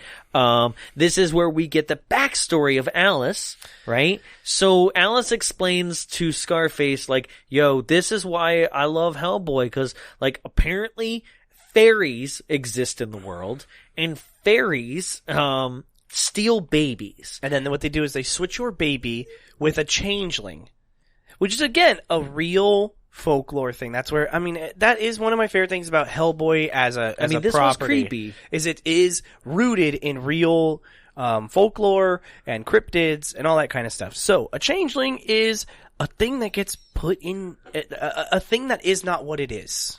Just like that movie Changeling with Angelina Jolie, where they give her a different kid. So in their bed, I thought you meant in real life. No. In the crib is a baby that looks like Alice. But it's been screaming like crazy and all this kind of stuff. And, because it doesn't know how to be Alice. Yeah. So he picks it up. Yeah, Hellboy picks it up and he's just like, they're allergic to iron. Yeah. And you're like, okay. But that's the thing. I know, iron it's a lore, is a but blessed it's metal. It's one of those things where this all did make me smirk, this scene. Because I'm like, the ridiculousness of the fact that a guy who was a red devil just showed up to your door and was like, hey, I got help. Yeah. Yeah. And it's like, I'm here to help you. And like, check it out. This is actually a real thing. This would blow my fucking mind. I do too love the Son of Mask antics of this next scene. Oh no. Damn. Looks just like it too. Yeah, it CGI does. too. The baby. It's gross. So, the baby transforms into, wouldn't you know it? Baby Bebop. Baby Bebop. He starts running away, and here is, ladies and gentlemen, there's just something in this film. There's a lot of things in this film that are egregious, but this is so fucking... I wanted to get into my car and drive to the studio that made this and scream at their gates for this visual. Yeah. When he picks up Bebop with the iron, and then Bebop runs away, his diaper is now doo-doo and pee stained. It made me so mad when I saw it. Dookie's funny. Dookie. His poop's funny. Yeah. So he gets away, and he says, you better bring that baby back! And then, this is where I think an opportunity for more comedy, if like, it was just hella more awkward between the three of them sitting on the couch. Just waiting. Yeah, you this was a moment where you take a breath from all this bullshit and have a comedic being like, yeah, sorry about your baby. Yeah. You know? So here's the thing, though, is what we talked about, is this movie simultaneously is like, nobody knows about monsters. And then it's also like, everybody knows about monsters. Right? At least, if you're saying this was like 20 years ago, maybe monsters were coming into their, like, the world, and he'd be like, see, what you got there is like a changeling. Like, they look like babies, it's cool, but they're really pig men. Anything like that. And they're like, honestly, we're more fucked up by the 7-foot-tall demon in our house. Yeah, right? But that's the thing, is everyone's so nonchalant. But I'm a boy. I'm a hell boy. I'm cool. I'm not a hell man. If I was a hell man, you got problems. Yeah, and it's just like you don't want to see me hit puberty, age 572. it's just like, okay, movie, I get it, whatever. Yeah. So Alice has returned, and that's why she loves Hellboy so much, because he actually brought her back. Which is interesting because, again, like we said, we're going to jump a little bit, but the reason why Bebop wants to kill Hellboy so bad is because he had a shot at being a human. But it's like... And it's like, damn, that's kind of sad. Okay, okay, I didn't think you were going to say it there. I thought you were going to say it when it's revealed. But okay, let's just say it right now. Just go be another fucking baby, dude. I know. What? Like, you only get one shot? Fairies are like, you blew it, man. You couldn't act like a baby. You just blew it. You just had to act like a man bear pig, huh? I'm sorry. I'll take that, baby. So yeah, so now, the Blood Queen becomes Frankenhooker. she gets sewed together, and she's like, she is coming. Those moans coming out of her while she's being like sewed together by the oh my god, the seers from Hercules. Yep. Oh no. Don't they look like her? Yeah, with the eye. The eye. Yep. So yeah, they sew her together, so she's now full form. Well, not Super Saiyan yet, but Super because Saiyan. Yeah, whatever. I was trying. She doesn't have Hellboy yet, so No. she hasn't turned that yet. She needs But- a king. This is where basically it does happen that it gets revealed where it's like, why couldn't you just be another baby? So Yeah. I thought it was later, but it was right there. And then now at this point, once again, another scene where it's like, dude, Scarface, you're an obvious traitor, or this is a red herring, which it turns out to be. Is this when he goes and gets that bullet? Yeah. And then Hellboy and his dad wind up fighting, right? Yeah. But he's fighting over why he doesn't kill him, but he kills other monsters. Like, he sends him to kill other monsters. He's like, I'm killing my own kind. And I'm like, shit, movie, we're way too late in this game to be pulling some, like, now we're, like, morality thing. Well, and see, that's the interesting part is that in the trivia, it talks about how David Harbour wanted to portray this Hellboy as the younger version of what Ron Perlman's is, which is a much more immature, very much still struggling with the fact that he actually is stuck between those two worlds. Well, he doesn't wear steampunk goggles yet, so he's not as old. Yeah. He doesn't smoke cigars. That's right. Whoa, wait, that's like the big thing. I just realized. That's Yeah. like the big thing about Hellboy. He smokes cigars. Yeah, I like to smoke cigars too. He's like coming. He's like all day coming. So, he goes to his room. He's like, "You're not even my real dad." And then he has this interesting vision. No, he goes to his room and like goes into the Tower of Terror. Yeah. Not funny. This is not funny. The elevator up and down. Oh, where he's like, stop. He basically punches a button, and it's another thing where you're like, just like the cell phone. It's like, you broke Don't that use elevator, that dude. hand. Don't use that hand to push buttons. Yeah. Like, you would know that, right? And then it's like the elevator just keeps going up and down and like super fast, like the Tower of Terror. And you're just like, this isn't funny. And then he wakes up in this, like, mist world. Yes, it's basically the Immortal Engine's prequel house. Yeah, so it's like a birdhouse. This is Like, literally. This is one of the two most Del Toro scenes in the film. Yeah, there's some stuff in this that you're like, but okay, so yes, it is very Del Toro. However, It's a house on stork legs. it's like crow legs. Yeah. But here's the thing: while it is very Del Toro, Hellboy is very Del Toro. Right. The comic is. Yeah. So yeah, he goes into this house. It like swallows him. Alice in Wonderland? Yep. And there's a lot of Alice in Wonderland like references in this movie. And he tumbles through, and we're introduced to Baby Yoda. Finally. Yay, Baby Yoda, everyone's favorite. It's actually Baba Yaga. And she's fucking spooky. Yeah. Yeah, Baby Yoda's playing two parts. He's also playing the person trying to, like, hire the Mandalorian for Baby Yoda. Yeah. I have a specific... Bring me that baby. We do not know anything except its age is about 50. Yeah. So Baba Yaga comes and is like, again, the only exposition that happens in this movie is the exposition we already know. Right in your face. But And it's anything that just like, poof, there you go. But it's like, she's like, yeah, you're gonna bring the end of the world. It's like, we know! Yeah. Every single character we have met from the beginning of this movie has told him, Yeah. you're gonna bring the end of the world. Stop telling us. Yeah, at what point do you just check out then? We were like, I'm just not going to fight this fight. Because I'd be like, I'm basically going to bring the end of the world. I might as well just stay home. It's like, you know? but it's just so frustrating because it's like this scene could be completely scrubbed because guess what? No one gives a shit. We already know that Because she exists to set up future sequels. she's the big bad. Yeah. She's the puppet master. She is the Thanos Master. that we'll never get. Master. Yeah, and I guess she is, but I don't even know how powerful she really is. All I know is that she's doing shit like she just came out of the television in the ring. yeah, and she also is like, you owe me that eye Well, yeah, because for this basically, information. yeah, he needs information to figure out where the Blood Queen is, right? For the first time ever, bravo to a movie who's just like, you know what? Once she gives him that information, he's gonna just go there and we're gonna finish this movie. That's what you think, but this movie still has 45 minutes left because Right? I checked. Yeah, This yeah. is when Carly went, how much longer does this movie Right? have? So, Baby Yoda's sitting there and she's, serving human child soup. Yeah, she's eating like you know that bag of bones that they sell at Spirit? Yeah. It's just that. But the tiny hands. Yeah, it looks like shit. Yeah. So, yeah, and he's like, can you not do that in front of me? And she's like, eat some soup. Eat some! Yeah, and he's like, I don't want any human child fucking soup.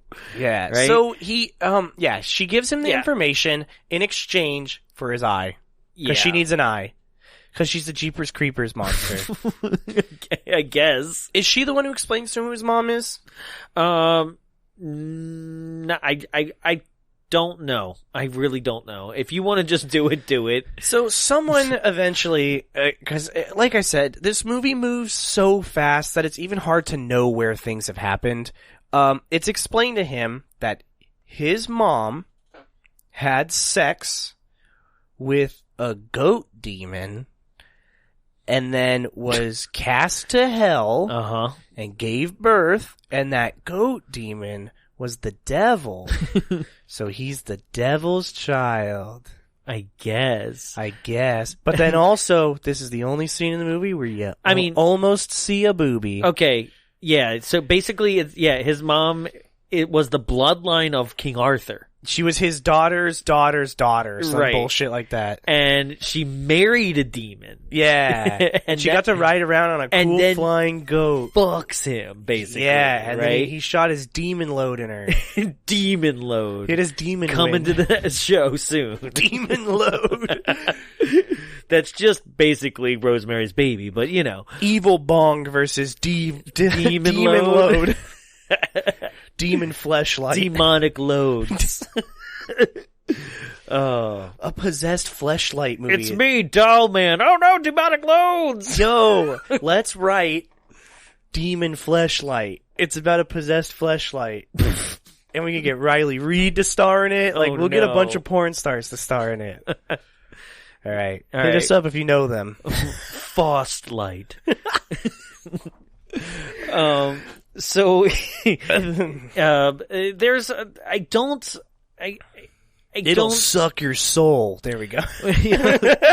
Well, there's a point where, we go back to Scarface and he's like, I don't trust monsters. I just, I don't have any, and this is where we get the Predator flashback. But like, Yeah. the way he's just like, never trust a monster, never. And I'm like, what? Did literally a monster come in your closet and then like in the middle of the night and touch you as a kid? He's racist.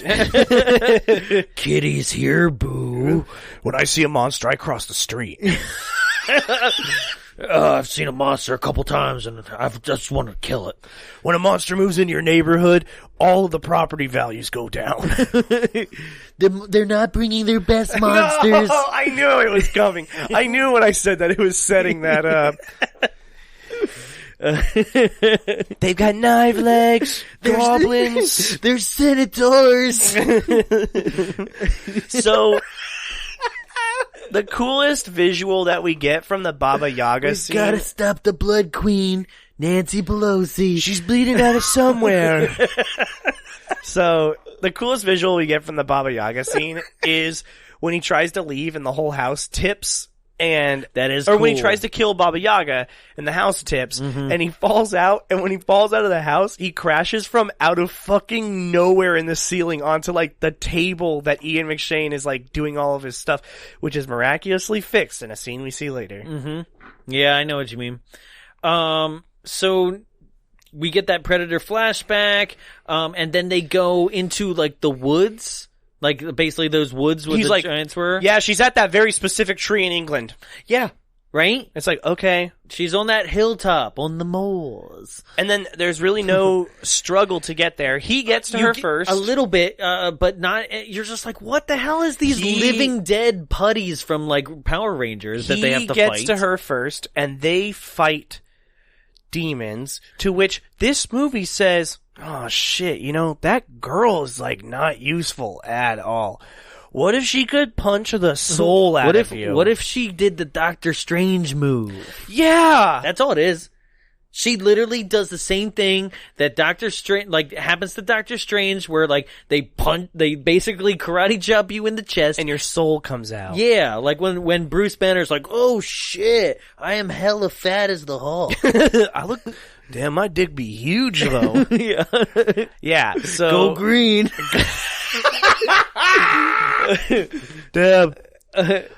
Yeah, so she can do that. Yeah. And then she's like, stay behind me, to guy with gun. And he's like, yeah, I wouldn't go anywhere else. This is where the movie turns into Maleficent, too. Yeah. Like, with just minions and creatures everywhere. And she's basically like, join me on the throne and we can rule together. And he's like, As father and son, join me on this. Strike me down. and he's like, nah. Okay. That's basically what it is. Yeah. And she's like, all right. And she cuts the tree and she gets her blood back in herself. And she's like, She also force crushes her sisters. oh yeah, that shit's cool. That was cool. She's like, all right. And to all my haters. She's like, well, all right, cool. If you're not going to help me, then I'm going to do it myself. Bye. Mm-hmm. And she just leaves. To which now they have to seek out Merlin. No, she opens up a portal, though.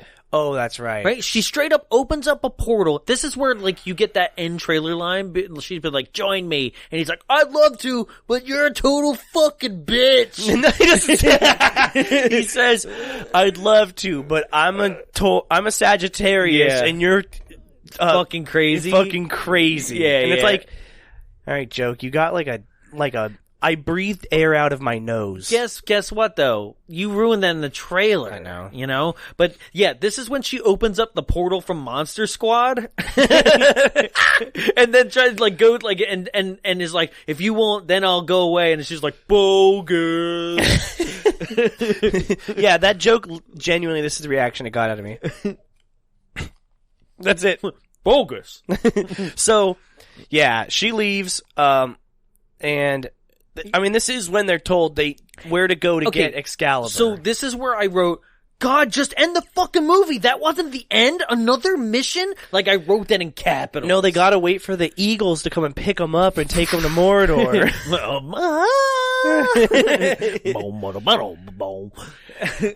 Yeah, I am glad they didn't stretch this one movie out into 3, though, like The Hobbit. Yeah, so, I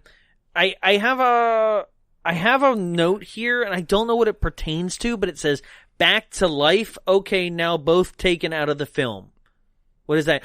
Alice, like, died or something? Oh, so inconsequential. Okay, yeah. She comes out there, and right before the Blood Queen leaves, she's like, Bet you weren't expecting pocket stinger. And right her neck. That's And right. She is literally, you guys, The thorn. no fucking bullshit. No bullshit at all. Is dead for 2 minutes on screen. Yeah, maybe. So basically this thorn shoots in Alice's neck and she becomes like infected, what movie is it that also has like your veins are turning black like that? I don't know. Probably better than this one. Yeah, probably. I think, but it's like computerized or something. But she literally is dead on screen for about 2 minutes. They take her to a place and they're like, this'll heal her. Yeah, so basically they take her to, I'm guessing the same knight that's like guarding the Holy Grail from Last Crusade. Yeah, it looks like it, but it turns out it's Merlin. Yeah. And he's just like, you're healed. And then he's like, all right, now here's the thing. And he's like, this is my favorite part though. He's like, you're healed. Yeah, and and now stasis. And this is where the reveal of Hellboy's lineage is actually inserted in. Your mama got that hot demon injection. Yeah. Demon semen. A demon seed. And then he's like, all right, so what you got to do to kill the blood clean is you got to take the sword out of the stone. Yeah. Okay, so this is also where the movie out of nowhere cuts to the prophecy of him like riding on a demon. Which is It's cool just as like, fuck. You know, you're just like, oh shit. But right? he- But this is also because it's so like boom, we're right into the middle of it. I thought that like my streaming service skipped on me. I thought HBO skipped on me or something. I thought I Because got skipped on as well. it just cuts into this and I was like, wait, no, this is the finale of the movie. Guess what, guys? It's not. Guess what? If you remember at least the trailers and you saw Hellboy with like fucking horns and a crown on his head and he was riding through the, riding through like these fiery hilltops with like a demon army around him and he's got a blazing sword and everything and you're like, fuck, this finale is gonna be sick, right? Guess what? That was it. That was all that's footage. Yeah, it was that's a it. dream sequence that never happens. And he literally is slaughtering humans, and that's why he doesn't want to do it. Yeah. So here's the thing. And I know it's a common misconception, right? So out of the water rises a vibroblade from Star Wars. Sure. And that's why he has the vision, because he grabs the sword. Right. Because it's Excalibur.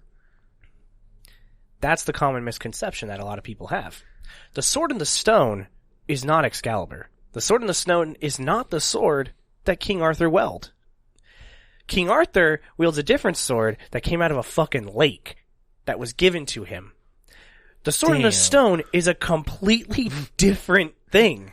No, but for real, I know. You just blew my mind. They're two different swords. Because Excalibur comes out of a lake and is given to him to take his reign, and the sword in the stone is a completely different thing. So that's what's wild too. So he grabs it, he sees, oh no, like I'm gonna be a bad guy, and Merlin's like, you fucking idiot, and he turns to dust. Yeah, he's like, you chose poorly, and I have to disappear. It's like, you chose poorly. I mean, technically, you chose right. You would have killed everyone.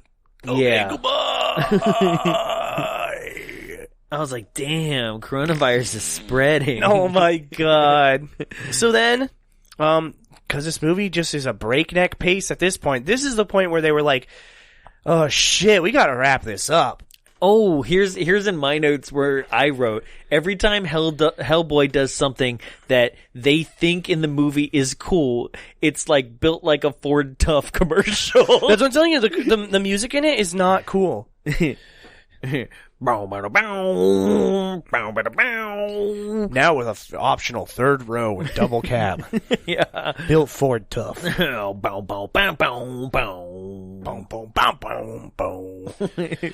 Ask for special financing and leasing. But, so now... Ford were prohibited, excluded in Ohio. Yeah. It's me, Sam Elliott. Ford Truck Month begins. You like Roadhouse. Anyway. I hate when people say Happy Honda Days to me when I celebrate Toyotathon. Oh, god damn. So now we're in England. Tyler's a paid actor and paid to be on the radio. I love this Chevy truck. Yeah. So here's a helpful Honda call. I hate those commercials. We heard you needed some money for your de-ugliness surgery. I do. Yeah. We're going to take care of that for you. Wow, I can't believe it. Thanks so much, Honda. We heard that you were giving like food packages to the homeless. Well, we're going to give you a car instead. Wow, now I can stop hanging out with the homeless people. We heard you were handing out food to the homeless, so we reported you to the police. Oh shit. Wow, thanks, Honda. So, now they're going to get their three squares and a cot. So as soon as Alice is brought back to life, Alice is just taken out of this movie. Yeah. She's just done, right? So at this point, Bebop shows up, right? And now he's like, this is me in my final pig form. Because now he's a giant pig. Well, that's when they're in the church. Right. We're not there yet. No? No, because... No, we're there. Oh, that's right. They just fucking show up yeah. to the church. Yeah. Like I said, everyone, excuse us for like maybe missing stuff, because holy shit, you blink and this movie is not over, but you missed something. Mm-hmm. So yeah, they're in the church. He shows up and he's Well, you're fucking... always notoriously off book, too. Yeah, So. I don't take notes. Basically, they're in the church. Pigman is like, now it's time to fucking die, right? And then- Blood Queen's just like, he's not gonna die. No, I want that demon dick. Right. And she makes him into Demon a... seed. She makes him into a little baby, and it's like, I'm gonna give you the life you should have had. Right, and this is also where, during the fight, before she stops them, this is also where Scarface becomes a Puma Man. And that means nothing. It's so awful. He kills him. The Pigman actually throws him up against a pillar and he dies. Yeah. And then, she late-term aborts him. This is the stat where I said Pigman implosion. She makes him into a baby, and then he's like, no, no, no! And then they put him in the taffy puller so he can be big again, like Mike TV. But he just pops. Right. He shrinks all the way to just being blood. And then she's like, all right, so we gonna fuck or what, Hellboy? Yeah. And he's like, no. She's like, okay, well, how about I just kill your dad? And she, like, does the finger throat slash thing where you're just like, you're fucking dead. But his actual throat slashes. Oh, no, we did miss the fact that she shows up in the main part of London and is just like, all right, you've got the plague, and you've got the plague. Yeah. And it's, like, spreading like an epidemic. And then... That's my coronavirus joke. The coolest part of this movie, which is so underutilized because it's not even... It's the coolest part, and this then it's is like... the other Del Toro part. That's what the creatures in the thing look like. Mm-hmm. He's like, all the creatures rise up out of nowhere. Yeah, so and you there's have, like... some of the coolest fucking character designs in this movie that they're like, anyway, don't worry about those. Yeah, some of them, you've got, like, they all look... You know what they look like? Remember the real Ghostbusters? The one with the monkey? No, like...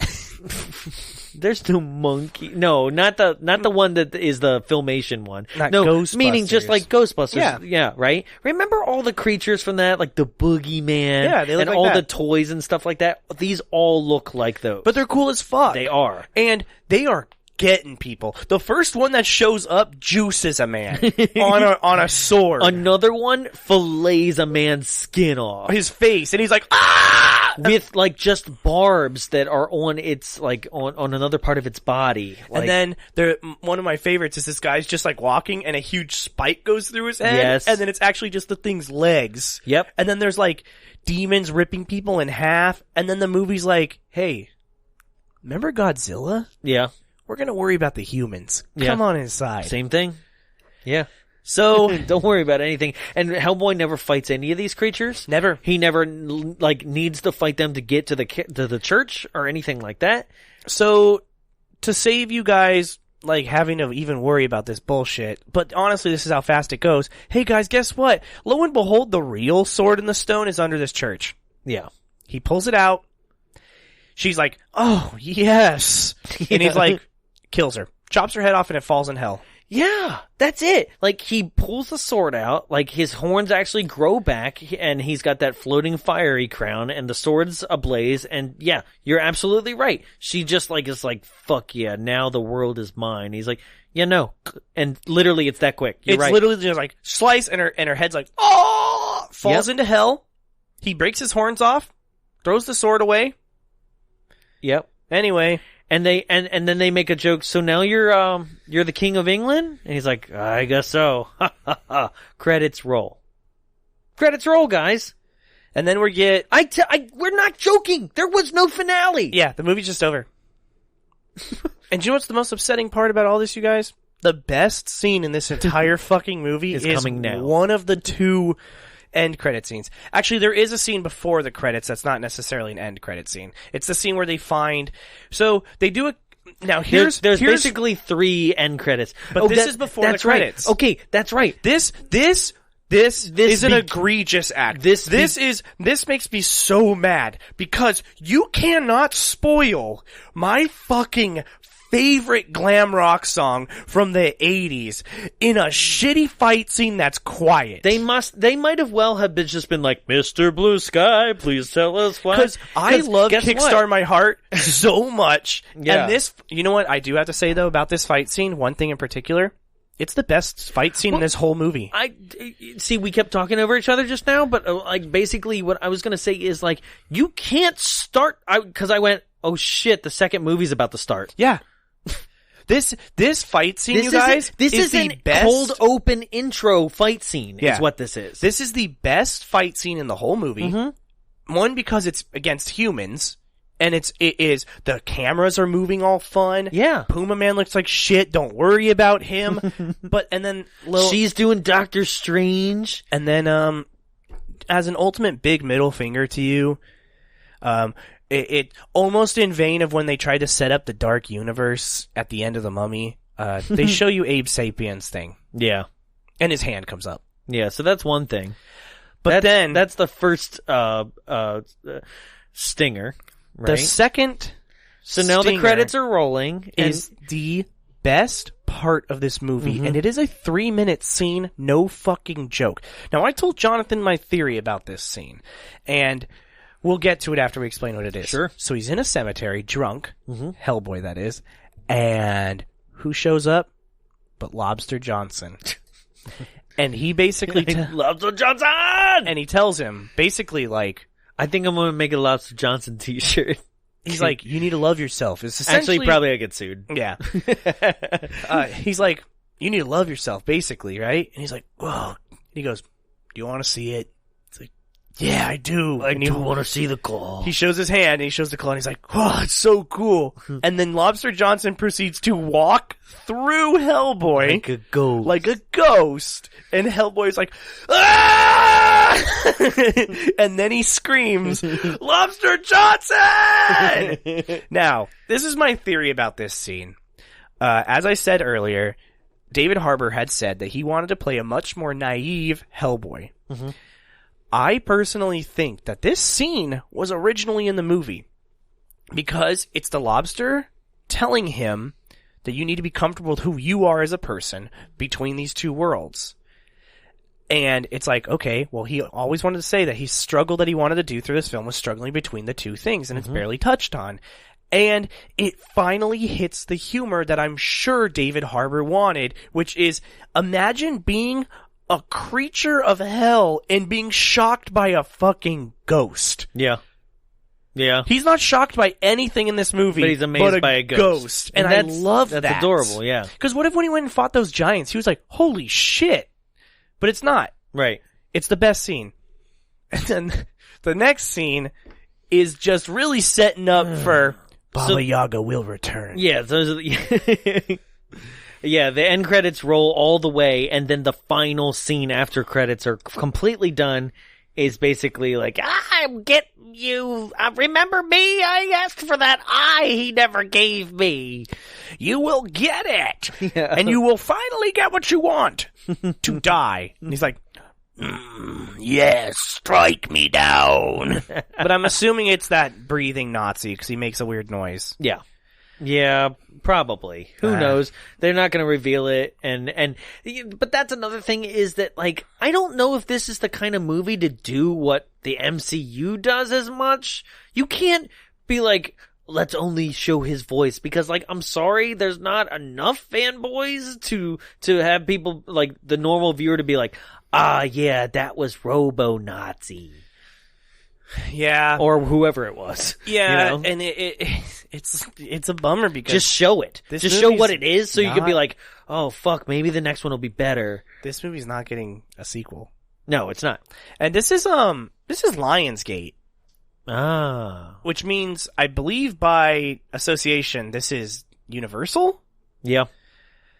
God, you guys. Like, fuck, man. Yep. So, that was Hellboy 2019. Yeah. Would you recommend it? Absolutely not. Nope, not in a million. Last night, when I was talking to Carly, I said, wow, I can't believe it. This is gonna be an actual, genuine Jaws 4 with thinking it no too. recommendation. I was thinking it too. It's history making right here. This is terrible. Mm-hmm. And here is my every episode soapbox. There is something terrible about a bad new movie.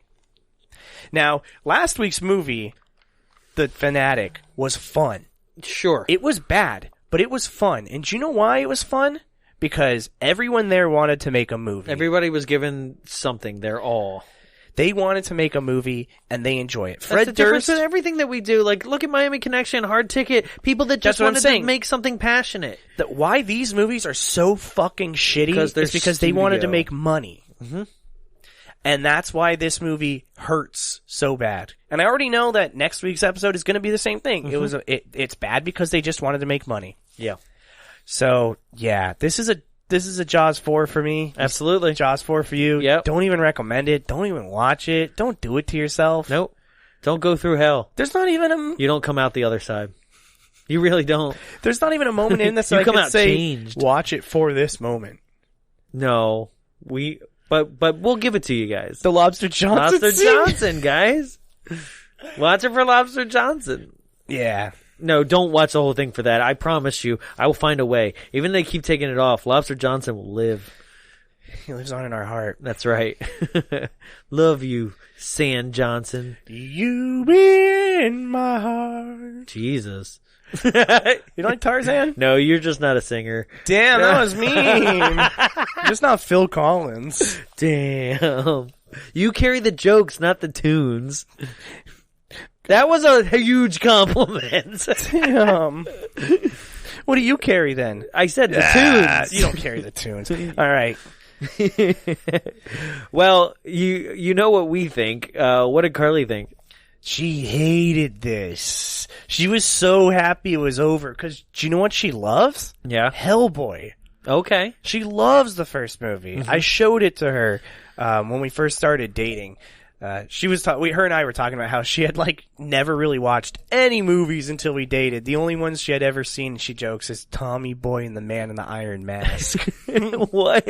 Which I found on VHS yesterday, actually. It's hella dumb. Yeah. So the Man in the Iron Mask and Tommy Boy are the only two movies you've ever watched. No, not ever. But she's just saying like those are the movies she's seen the most, and that like, she remembers. And when her and I started dating almost 8 years ago, it's like when we started watching a lot of movies. Yeah. But she loves Hellboy, and this just sucked. She was so bored, and she said it again. She said, I'm going to go to the bathroom, but you don't have to pause it. It's like, I think that's going to be all 4 movies. Yeah, except I kind of got some good, bad hopes for Haunting of Sharon Tate. Well, the way I'm hoping that we can pull it off is to have a lot of fun with the episode. Yeah. So look forward to that. Yeah. So you've heard from us. You've heard from Carly. But there's still a group of people that we need to hear from, and that, ladies and gentlemen, is the internet. This is Gimme 5. These are 5 and 10-star reviews that Tyler pulls from the internet. I've never heard them or read them before, and we're going to see what these people think. The first one today comes from, let's see, Hippotep. Hippotep. Your stars are mine.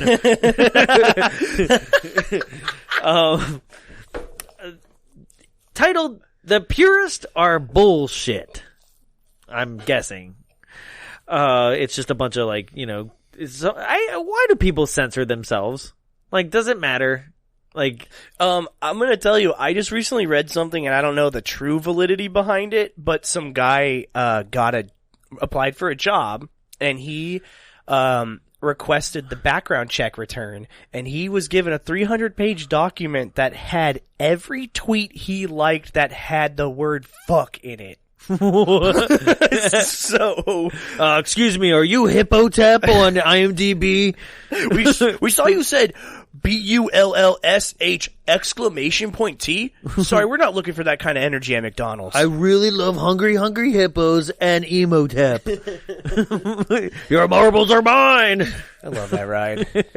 It's really good. So, yeah, your purists are bullshit is how this goes.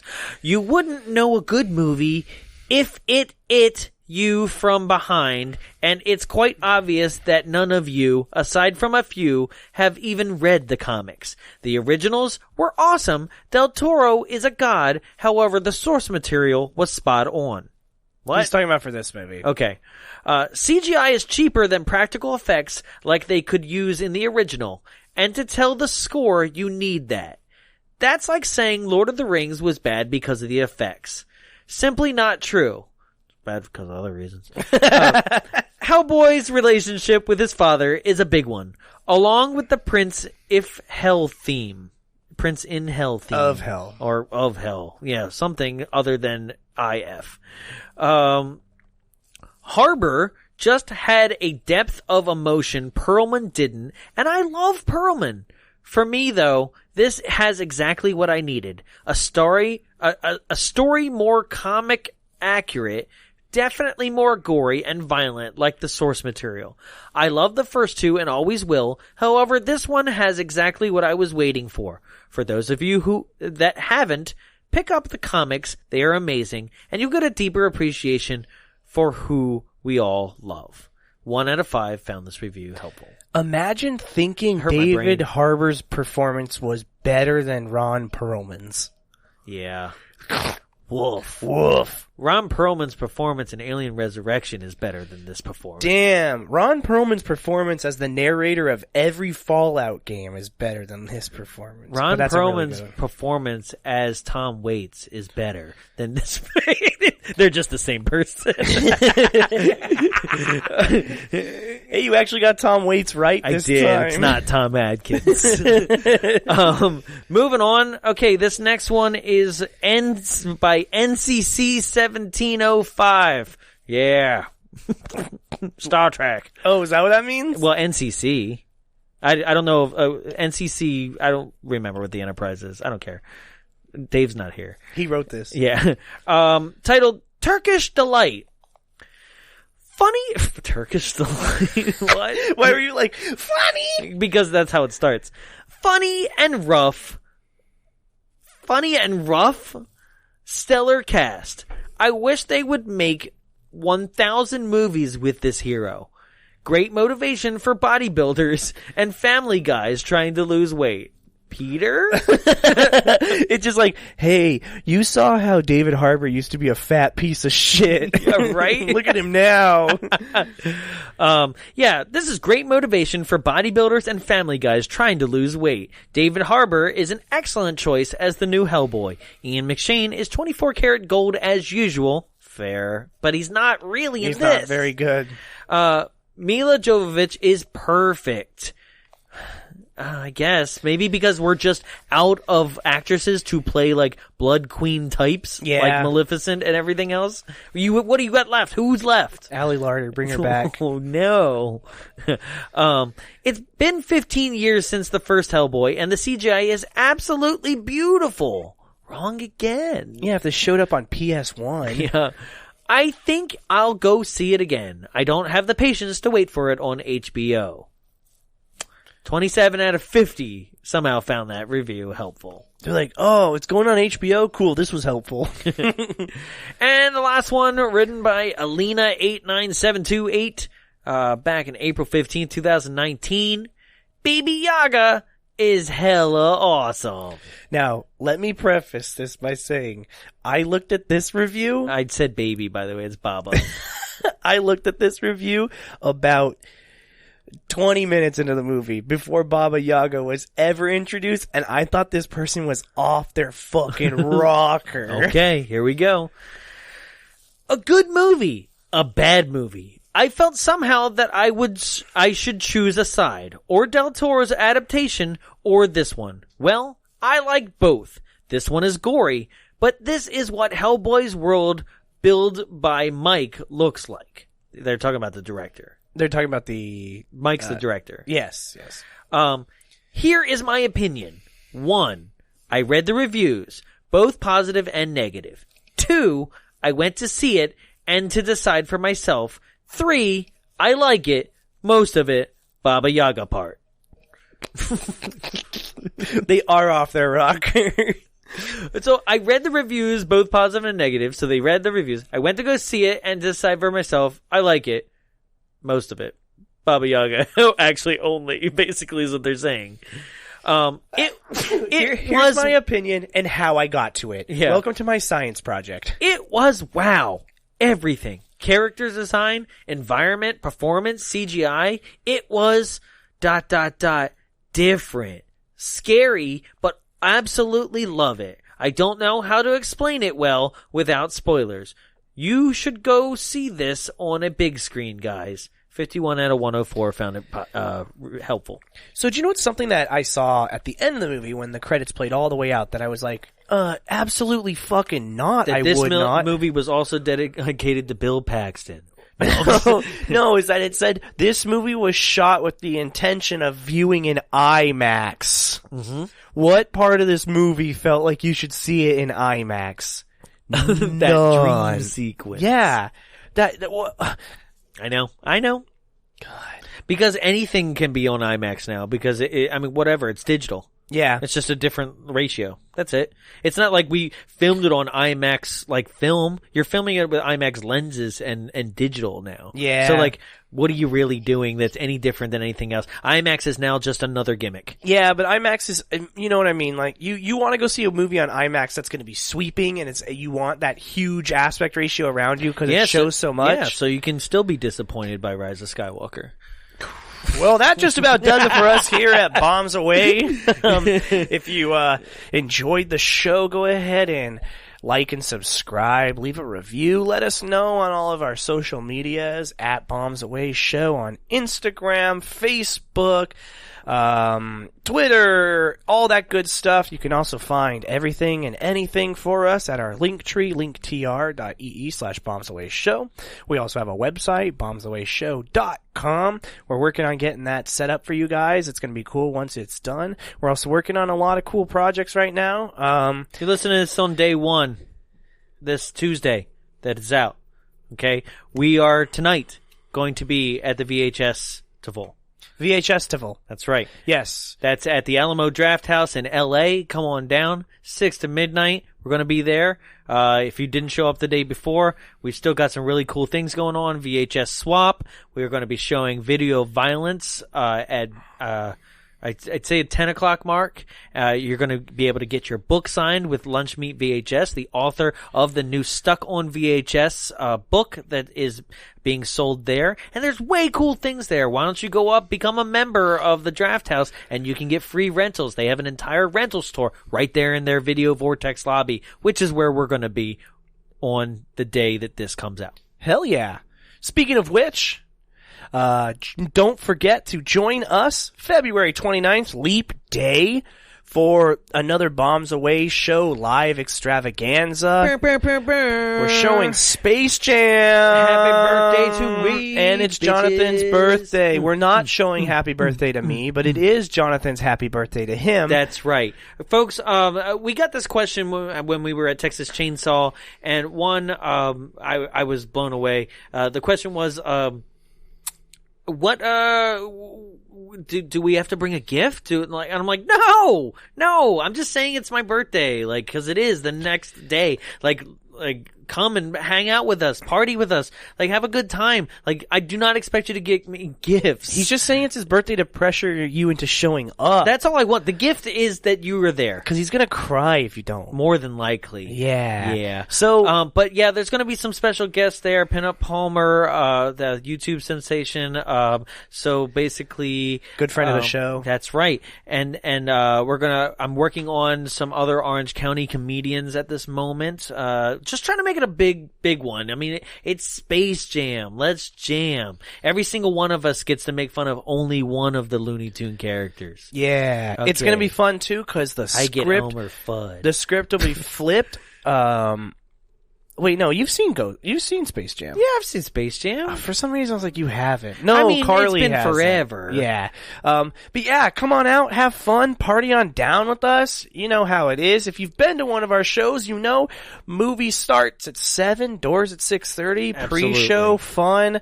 We'll show you what we're going to be doing the next month, which is, I guess, not really that much of a surprise. It's not. We've already been mentioning it because it happened so quickly on the Tales of Space Jam. And so, yeah, go ahead. We'll just say it. 2 weeks later, almost exactly, actually exactly, on... No, it's a Friday instead of a Saturday. So be sure of that. It's 14 days later. Well, I mean, you said... Like exactly 2 weeks later. It's 14 days later. Like, if you don't want to count the Saturday. Learn math. On Friday the 13th, whoa, we're doing Nightmare on Elm Street 4. No, we're doing Friday the 13th, Part 5. A new beginning. A new beginning. I almost said the new blood. That is not the new blood. I know, I almost said it on accident. Okay. A new beginning. It's gonna be fun, guys. Yeah, we finally Roy's made gonna it. be there. Like, for real? Huh? No. Oh, I was like, oh shit. Yeah, but you can get a picture with Roy Voorhees. Yeah. It's so exciting because the Frida has been doing these screenings every Friday the 13th for a while now, but we're finally at the bad ones. Yeah. Yeah. So now it's going to be fun, because now maybe everyone won't be so uptight about us making fun of Part 4. I know. So yeah, we're stoked for you guys to be there for that as well. Come out to Space Jam, get your tickets. You can find those on Linktree. That's linktr.ee/bombsboyshow. Just click tickets, get the tickets. They are $15. You can also buy them at the door. Like I said, lots of cool stuff coming down the pipeline. We're working on figuring out a Patreon. We're working on figuring out some more cool, tangible merch that we can do ourselves, that we could give to you if you would like to purchase it. If you have a favorite episode, let us know. We're working on a lot right now, so it's gonna be a fun 2020. Hell yeah. This month is a lot of fun. It's fun to talk about these What are new we doing movies. next week? Next week, join us for another whoozy doozy of a superhero movie with 2019's Dark Phoenix. Yep. Is it actually fair to call it 2019, considering it was supposed to come out in 2016? Fair. But yes, Dark Phoenix next week, next Tuesday, same bat time, same bat place. That's right. You got anything you want to plug? No. Butt plug. The old Jared joke. Well, awesome. That does it for us here at Bombs Away. I'm Tyler. And I'm Jonathan. And Lobster Johnson! Cool. Cool.